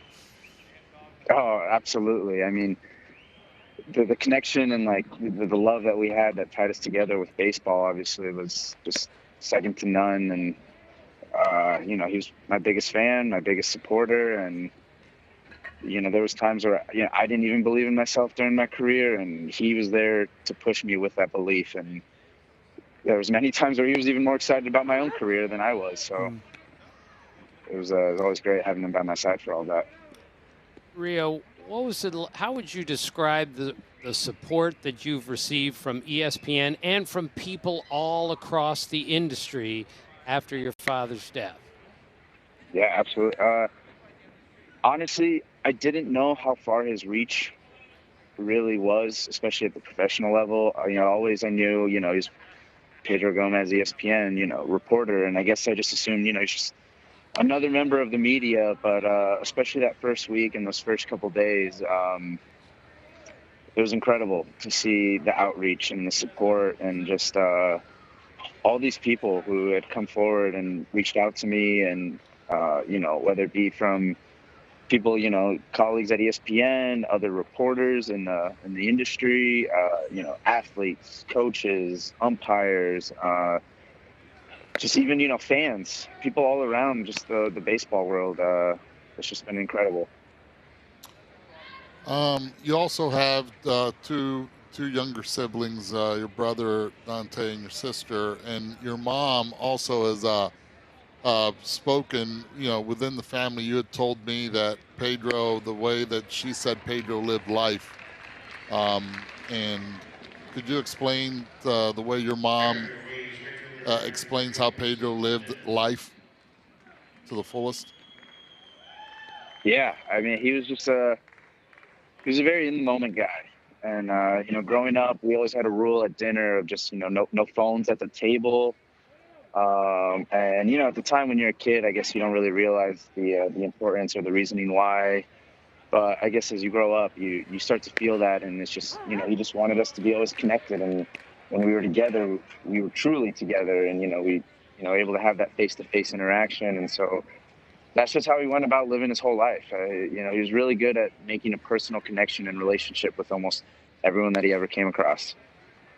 Rio, what were some of the things that your dad would tell you? You said that he was, perhaps even more amazed, impressed by your success. What were some of the things that he told you that, will stick with you forever? Absolutely. I guess he'd always be good at being able to tell me what I needed to hear, regardless if it was good or bad. Mm-hmm. Growing up, he always, preached to me that you never get too high, never get too low, especially when it comes to baseball, just because, it's not one outing that determines your season or your career or your fate. It's just, it's a collection of work. So when things are going well, you make sure you don't get too high. And when things are going bad, because it's inevitable, something will always go bad, that you make sure you don't put your emotion into it one way or another. And it just always seemed like he always had the right thing to say. And so after getting to hear it for 26 years of my life, a lot of that's going to always be embedded in me. Rio, what did it mean to you that your dad sometimes would just unexpectedly show up at a college game or a Cape game or a minor league game, and you look up and there's your dad? What did that mean to you? It meant the world to me. There was times, obviously, where I'd be struggling, and whatever he could do via the phone, obviously from Arizona, whether I was in, spring training or somewhere along the East Coast for a minor league affiliate, he tried to always help as best as he could over the phone. And then there'd be times where I think he realized where no matter what he could say through the phone, that him showing up in person is what I'm gonna need. And there was a time when I was in extended spring training in 2018, and I was just, I was having a tough time. I was really upset, where I felt like my career was just slipping away. And out of the blue, he just showed up in Fort Myers and surprised me. And he was there for a week, and it was everything I needed to just be able to turn everything around. And how are things going for you on the baseball field, Rio? Everything's been great. Obviously, we didn't have 2020, and I'm not there right now in big league camp, and that's okay. I'm just excited to be able to get to play again. I can't wait for April. I can't wait for minor league camp. I can't wait for this season. It feels like the light at the end of the tunnel, at least for me individually. Right. Well, there are 2 outs here. I don't want to ask a question and then have the 3rd out be made, but I know I speak for everybody, Rio, when we let you know that anybody here at ESPN is part of your family, and we hope that you will call on us when needed, and we all look forward to seeing your success and express our deepest sympathies for the loss of Pedro. Well, thank you guys. I really appreciate all that. Thank you so much, Rio. We appreciate it. Thank you, Be Rio. well, be strong, be safe. See you in the show, brother. See you in the show. Thank you, guys. That's a 3rd out. And we'll continue with the Red Sox and Rays spring training game. There's a farewell and a fond one to our good buddy, family member, and friend, Pedro Gomez. For free, max refund guaranteed. File online for free. Block has your back.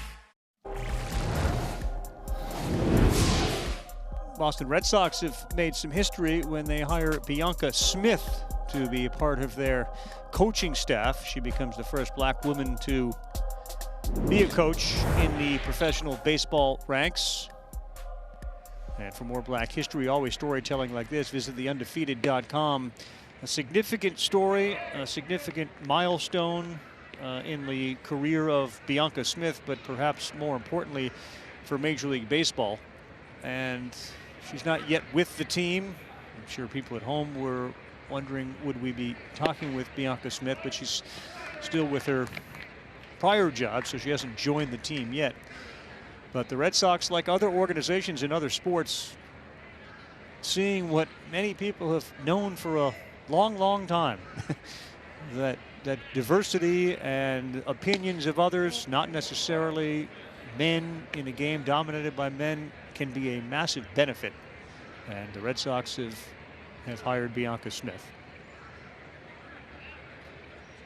And it's again, she's absolutely qualified for the job. She's paid her dues. She's come up the ranks. She's done it professionally in college, and again, the Boston Red Sox see the value, just like the San Francisco Giants have seen the value in Alyssa Nakin, and the Yankees and Rachel Balkovic, and so many others that have been able to get opportunities, and again, the doors are getting knocked down, and I love that, especially being a father of 2 young, beautiful women that will have an opportunity if they want in this profession and in other professional sports. And you're right, Eddie. The time has come for baseball to be more diverse, have more women doing jobs that normally they wouldn't do before. Kim Ng, of course, with the Miami Marlins, is a historic move. She has paid her dues. She could have been a GM years ago. So I think this is a really good sign for the game. Bianca was in baseball operations with the Cincinnati Reds in 2019. In August, she was hired as the assistant athletic director for compliance and administration, Carroll University in Wisconsin. This is not necessarily, see the ball, hit the ball. This has as much to do with her background on statistical metrics and data analysis, which is clearly a direction the sport and every sport is going in, that she will bring to the table for the Red Sox. Absolutely, and it's a fresh set of eyes, and it's all about being able to communicate and give that message to the players.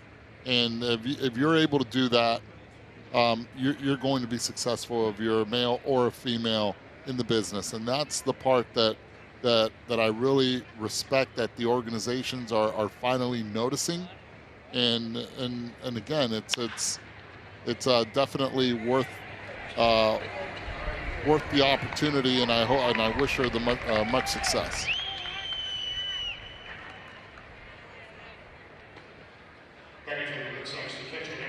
Two down now in the bottom of the 7th inning. Suit up for a brand new season. MLBshop.com. Check out new 2021 gear and shop the largest selection of official caps, t-shirts, hoodies, collectibles, and more. Gear up at MLBshop.com.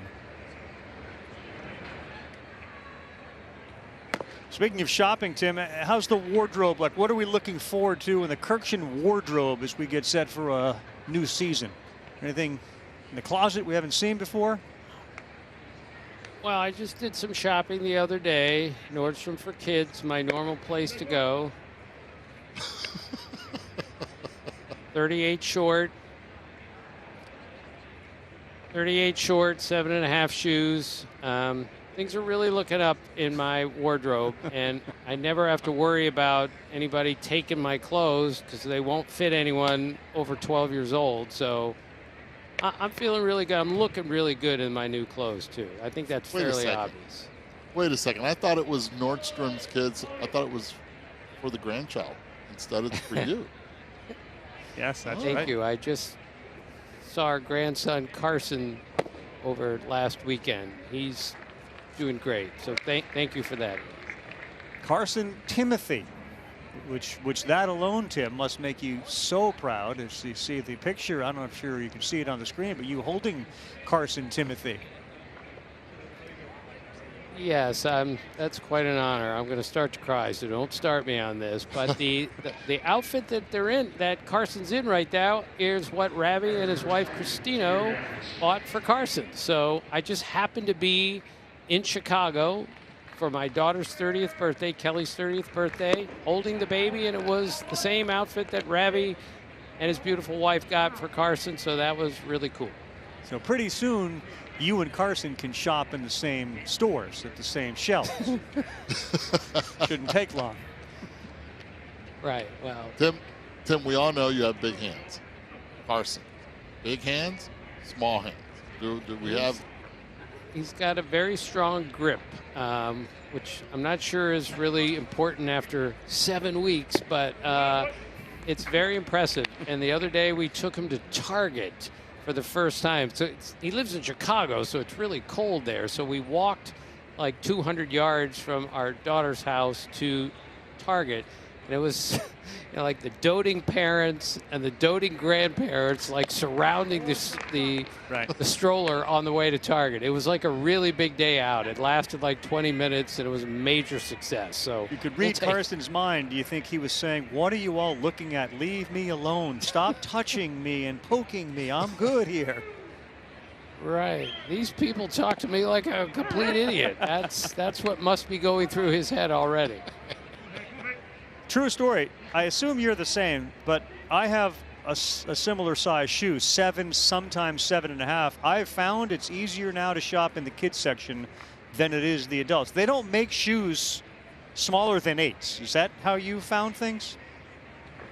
It's very difficult. I had a shoe contract with Buster Brown until recently. I mean, that's how small my feet are. And it's amazing. I got giant hands and really small feet. Buster Brown. Google that, kids. See if you can figure out who Buster Brown is. The batter stood and... Say hello to our boys. There's Boo Shambi with his new TV partner, Jim Deshaies. Of course, Jason Benetti and Steve Stone. ESPN has taken over the Chicago sports market. That's Andrew Vaughn going yard for the White Sox with 2 men on, and he is making the most of his opportunities. The White Sox are loaded, and then you add somebody who can go deep with the best of them, and Andrew Vaughn had a great career at the University of California at Berkeley, and he is amongst the top prospects in Major League Baseball. And with that, as you saw the graphic going to break there, Kylie McDaniel, who is our resident expert, was huge with us during our draft coverage and can get us any intel we want on prospects. Let's just start there, even though we have Franco in this game. To see Andrew Vaughn on a stacked team like the White Sox, how often, and I think we asked you this during the draft, how often, Kylie, do these prospects that you have so high, do they pan out? Like, what's the batting average? Because we're in Lenardi bracketology territory. He's always graded. Like, where are you on this scale? Yeah, it's a little tricky. I've done some of this stuff in the past, and when you talk about the very top of these prospect lists, which Andrew Vaughn, top 5 pick, and top, I think, 25 prospect in baseball right now, you're talking like the chances that he's a pretty good, average to above average everyday player, it's better than a coin flip. The chance that he's like a perennial all-star, then you're talking like 10, 20, 25%, something like that. So, pick out 3 or 4 of those guys, you'll probably hit on one. So we have Wander Franco in this game, and it's so difficult because if you just happen to tune into this game, you've heard us raving about him and Kevin Cash raving about him. And in baseball, he didn't go 2 for 2 with a triple and a homer. So it's hard sometimes for the baseball fan to say, "Oh, yep, I see it." So kind of simplifying it, what does everybody see in Wander Franco that you may not have seen today? Yeah, I've had the same experience where I remember when Byron Buxton was really coming up, everybody would rave about him. And I think I saw 6 games and he had 1 hit in those 6 games. So it just happens every now and then from the eyeball scouting stuff. You don't always get what you want. Whereas like in basketball, it can be pretty obvious at any given time what a guy can do. With Franco, he's one of those rare prospects where you talk about his biggest weakness may be that he hasn't failed yet. It's probably good to fail in the minor leagues before you fail in the big leagues. You guys talked about how he had more walks than strikeouts. From a scouting perspective, we have something that's the 20/80 scale, where 50 is major league average, and then 60 is what's called plus. So for the nerds, that's 1 standard deviation. For the more casual fan, that's a couple notches above average. He's basically plus at everything on a baseball field. And I wrote about it in my book. I saw him when he was 14 years old for the first time, and he was wildly better than everyone else on the field, who was all at least 2 or 3 years older than him. And he's been that good and has had the performance to match, and he's playing shortstop, and he's 2 or 3 years younger still than every guy he's playing against. Right. Yeah, and Kevin Cash also mentioned it's not just Wander Franco who's a major top prospect there. They have Brujan that's in the game now. He's due up 3rd in this inning, and also we saw a home run from Padlo. What can you tell us about those two? Brujan and Walls are both somewhat similar. It's a type that the Rays have a lot of, which is the contact overpower middle infielder. And Walls is one of those guys where he was a later round pick, wasn't a huge guy out of high school, has very recently, especially he was one of the biggest gainers of value at the alternate site.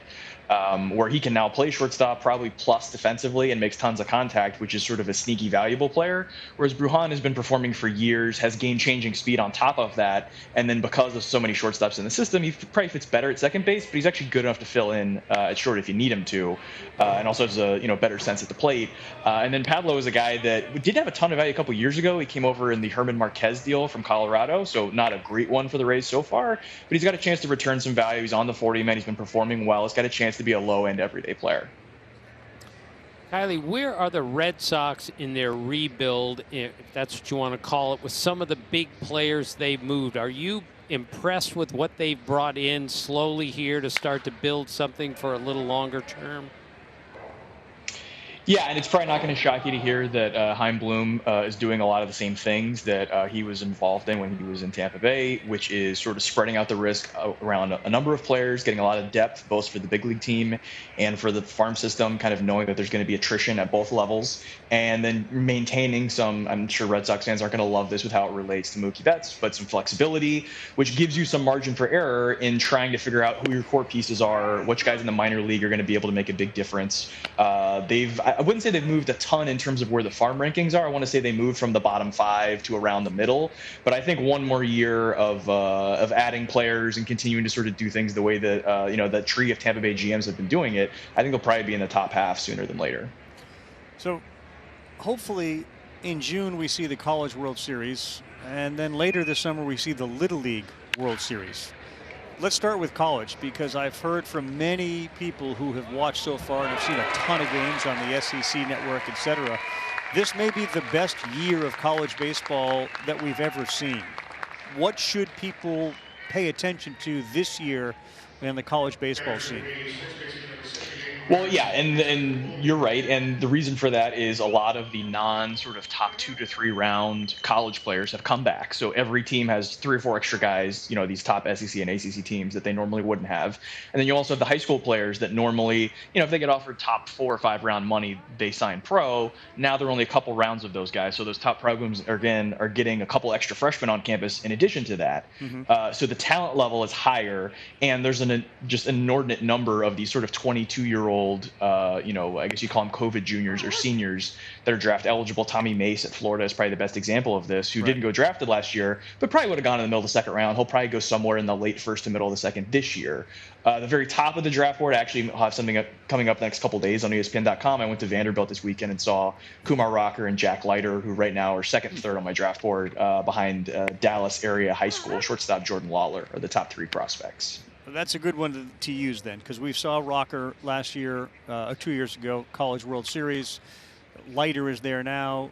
They have, I think, conveniently this year pitched on the same day a couple of times. It's been pretty dominant. How good are those guys? And everybody who knows Leiter, because of his dad Al, this is his son Jack.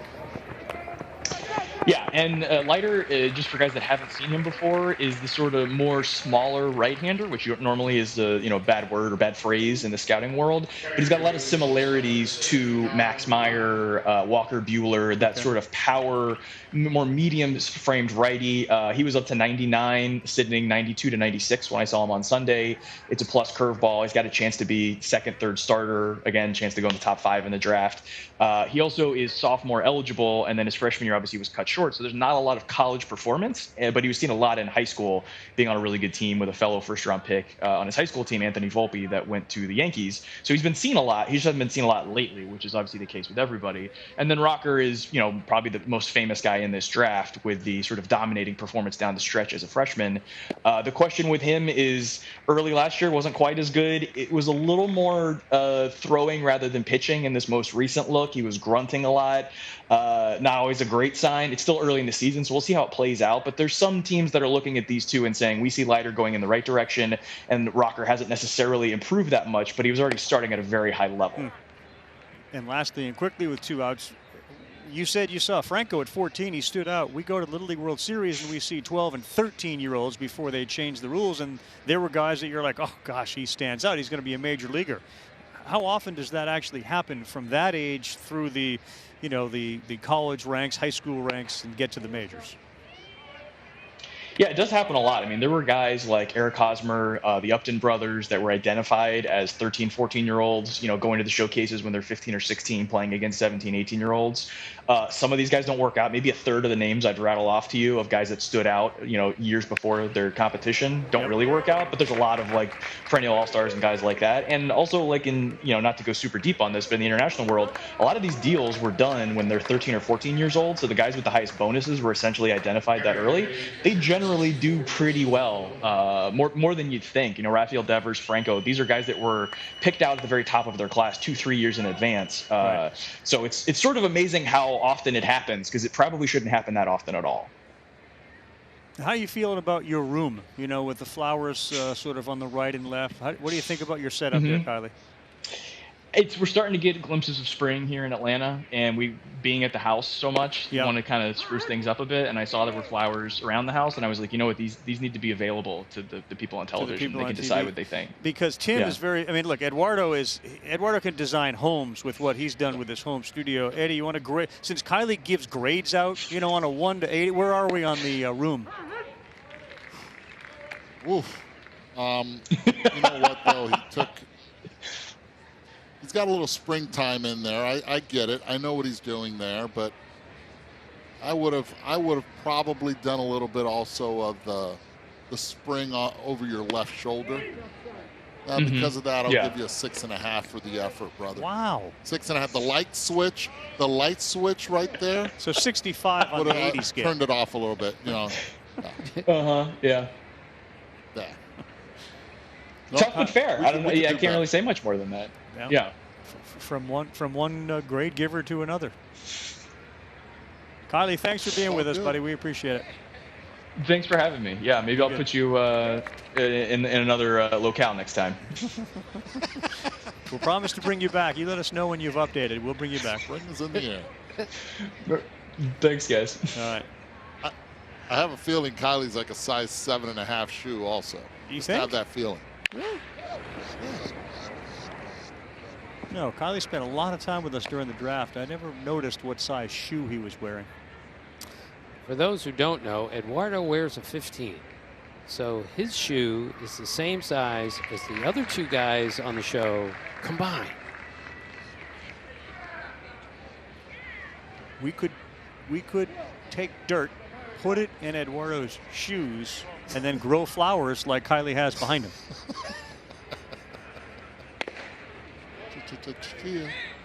Oh yeah.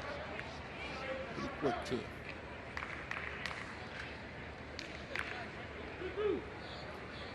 Our producer Andy Jacobson just told us, Eduardo and Tim, that Fernando Tatis just hit a home run 440 feet. He bat flipped it, but it's not necessarily on television, so we want people at home to picture that.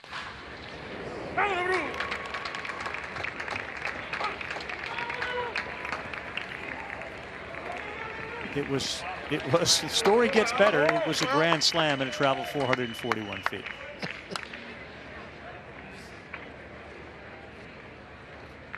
Uh, 113.6 miles per hour off the bat. It's loaded with the home run information that no one apparently saw. But the most impressive thing there, Ravi, as we all know, is how fast he can run, how quickly he moves, and how far he can hit a baseball. That's why they gave him all that money. That athleticism is just preposterous. You know this though. Yeah. And I don't mean to change the subject, but you see that smile that Odom has?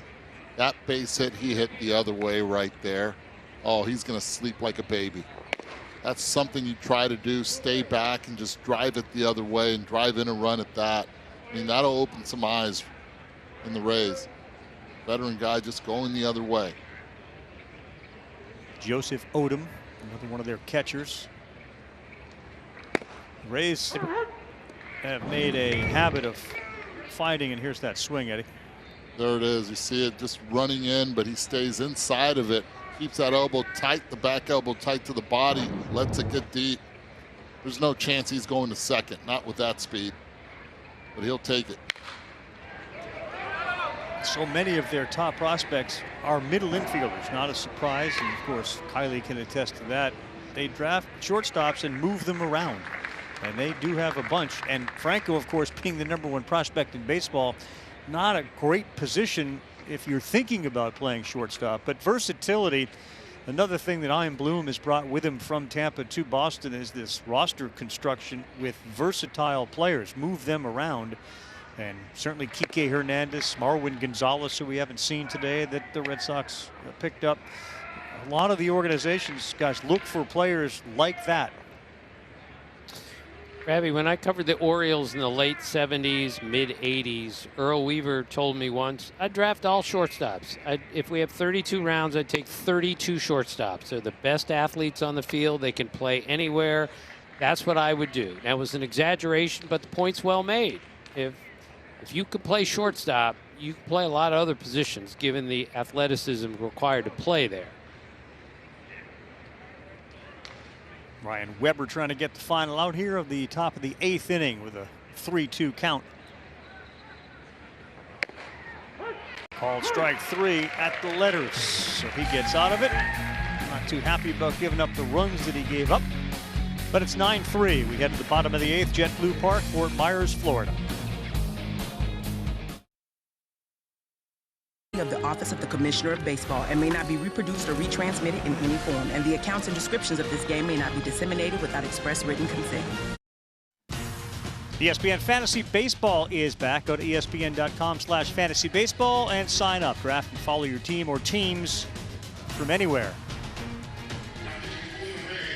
We got Eduardo Perez, Tim Kirchen, Carl Ravitch, Sarah Langs is our chief researcher today, and she's being involved with some drafts as well. Young players, like drafting the players that are young, and it was the Tatis sort of Juan Soto conversation. The story with the American League East isn't necessarily the youth movement. It has to do with the teams like the Blue Jays signing George Springer, teams like the Rays trying to defend the American League title, teams like the Yankees trying to get to a World Series and win their first World Series for the first time since 2009. Here in the bottom of the 8th of a 9-3 game, good chance to go a little bit bigger picture. Just start with the shortstops. We're apparently going to see the Tatis Grand Slam, Eddie. The free agent class is going to be massive. I'm wondering what association there is between, if you were one of those guys and some team said, let's sign you to a longer-term deal, young guys, and take away some of your ARB years, etc., what would you do? What do you think the labor uncertainties impact on those types of deals would be, if any? I just think it depends, again, what kind of prospect you are. You're Wander Franco. I don't, Tampa Bay had done it in the past with Evan Longoria after 6 days of Major League service. We've seen it also done in Seattle. But to me, if you're Wander Franco in this situation, you do not sign. You're the top prospect. The future is limitless for you. There's no reason at the age of 20 to get locked up in that situation, especially. And again, each individual is different. We might not know the backstory of Wander Franco, but the recommendations would be from his agent and the union not to sign the deal. Now let's talk a little bit about the American League East. June Lee, one of our staff writers, joins us, and of course the American League East front and center as far as conversation pieces and an article on the website. So June, what was sort of the takeaway about the AL East? I think it's kind of hard to argue that on paper the Yankees are the favorites to win the division. But, I mean, even with the trade of Blake Snell to San Diego, the fact that Charlie Morton's no longer on his team, the race, I kind of view them as almost, in recent years, kind of the Patriots of the AL East, in that they're able to just kind of funnel guys in and out, able to find guys who are really, really good. I feel like they have like some sort of machine in Tropicana Field where they just pump out relievers that throw 90 miles per hour year on end. And so I think those are the two teams to watch at the top of the division. The Red Sox are really interesting. I think they're going to be a wild card contender. Obviously, this is kind of a transition year for the Red Sox. Obviously, they were in last place last season. Behind Bloom has been building up, obviously, the farm system to try to get this team back into kind of a perennial playoff team position. And so it's going to be really interesting to see just kind of how that development goes. And then for me, the Blue Jays are a really, really interesting team to watch just because I think they're kind of in a similar position to where the Chicago White Sox were a couple of years ago, in that they've got a lot of really, really exciting young talent. Bo Bichette, I think, is one of the most exciting young players in baseball. And obviously they still have Vladimir Guerrero Jr. So just generally, I think it's just an exciting division with a lot of up-and-coming young talent on the whole. And we'll be just generally excited to see what's going to shape out at the top of the division. June, I'm missing your microphone. You usually have that big old microphone in front of you. It kind of looks weird without that microphone. Yeah, I'm sorry to disappoint you, Eduardo. Although I do think I have more of a more entertaining background than Kylie does, because this is my childhood bedroom. I've got my Toy Story collection up here. Potato Head, Mr. Potato Head. I see him in the background. Yeah, definitely good points for that. Who is the baseball player crouching over your left shoulder? I think that's Pete Rose. I think I found that picture at a flea market once. And then there's like a middle school art project I did of Josh Beckett, and then there's me and my dad at a Red Sox game at Fenway Park. What state are you in? Where did you grow up? I grew up in Boston, Brookline, Massachusetts. Okay. So basically a 30-minute walk to Fenway Park. Gotcha. And a lot of good restaurants. I'm very familiar with Brookline, Massachusetts. Absolutely, yeah. June, how do you expect the atmosphere change to be in Boston this year with Alex Cora returning, given what he had done before? I think there's a lot of excitement with the fact that Cora is back. I mean, Cora is just generally one of the most popular sports figures in the city of Boston. I do think that this is a really interesting year because, John Henry as an owner is generally has shown in the past that he's impatient with a lack of winning in Boston. This market is generally impatient with a lack of winning with the Red Sox. And so I'm very curious to see how long this team is going to be willing to wait out kind of this rebuilding process. I've talked to folks within the Red Sox organization about how they really envision this team becoming the Dodgers of the AL East in terms of building out a farm system that kind of perpetually builds back up, talent, and then kind of going out and spending big money when they really, really need to. But it's going to be really interesting to see, if the team doesn't make the playoffs this year, I think there's going to be a lot of pressure on Heim and the Red Sox to make the playoffs again, just because this is a market where we're losing, especially multiple years in a row, and especially after our last place finish last year, is not really tolerated. And just given the general state of Boston sports, the fact that Tom Brady's no longer here, the Celtics have been struggling, the Bruins are doing well, but just generally given the state of that, I think that the patience around all of the Red Sox, and especially in the wake of the trade of Mookie Betts, I think is going to be lacking if the team doesn't make the playoffs this year.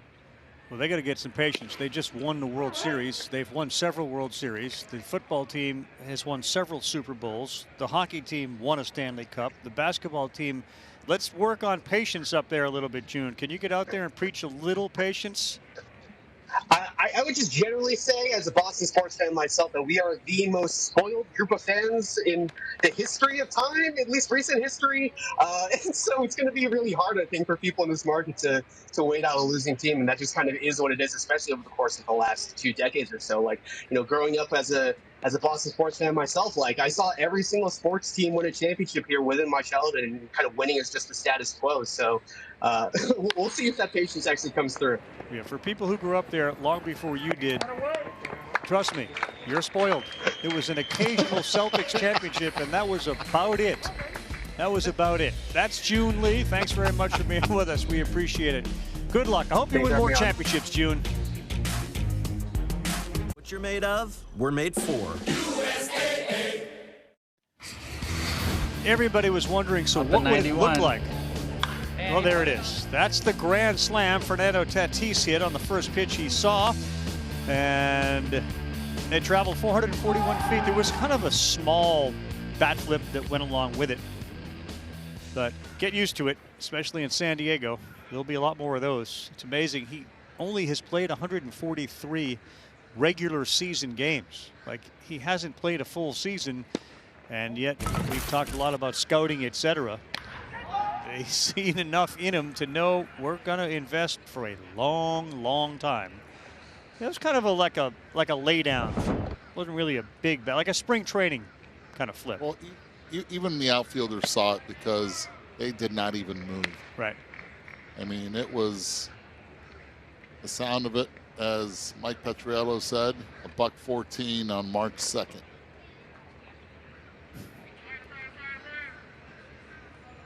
You want to be first in those categories, and then you want to be first when it comes to salary and contract and that city.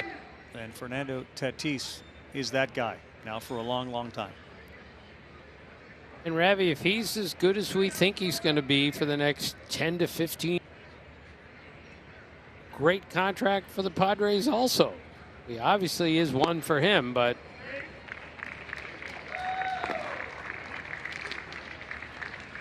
all right, Tim, here's your Saturday night schedule at UFC 259. Peter Yan defending his bantamweight belt. Amanda Nunez defends her featherweight belt. Israel Adesanya moves up in weight to challenge Yan. Blachowicz for his light heavyweight belt in the main event. That's a 10 Eastern pay-per-view. Order the main card in English and Spanish. Go to ESPNplus.com/PPV. The prelims are at 8 Eastern on ESPN, ESPN Plus, and ESPN Deportes. It should be mentioned, too, when we had June on, we didn't get into, and they are often forgotten in the American League East, but the Baltimore Orioles and the return of Trey Mancini to the Baltimore Orioles as a cancer survivor, and the ovation that he got when he returned, and what that means to the organization, his spirit, his ability. I mean, he was, their best player prior to the diagnosis and then his recovery. A great story in baseball this year and in Baltimore to have Trey Mancini back. No doubt. He's a great kid, Ravi. Yeah. And again, 2019, he had a great year. I just hope the Orioles keep him around. He is the face of that team right now until Adley Rutschman shows up and takes them into the future. But you got to build around somebody, and being a local guy like he is, great kid, good player. This is a great start for the Orioles, and that ovation was chilling. It was beautiful. Yeah. And to get a base hit also, that first at bat, come on. I mean, that was, let's hope he stays healthy and continued success there in Baltimore. Fun guy on and off the field. Stay tuned for NFL Live coming up next, and of course the next 3 days, we'll have more Major League Baseball, and depending on the teams that are playing, we'll focus much more on those two teams and the divisions that they play in. I know with the Mets Nationals, there's so much to talk about in the National League East. The Mariners, the Cubs, that Kalenic situation in Seattle, and of course, their front office issues, serious issues that they've had to deal with.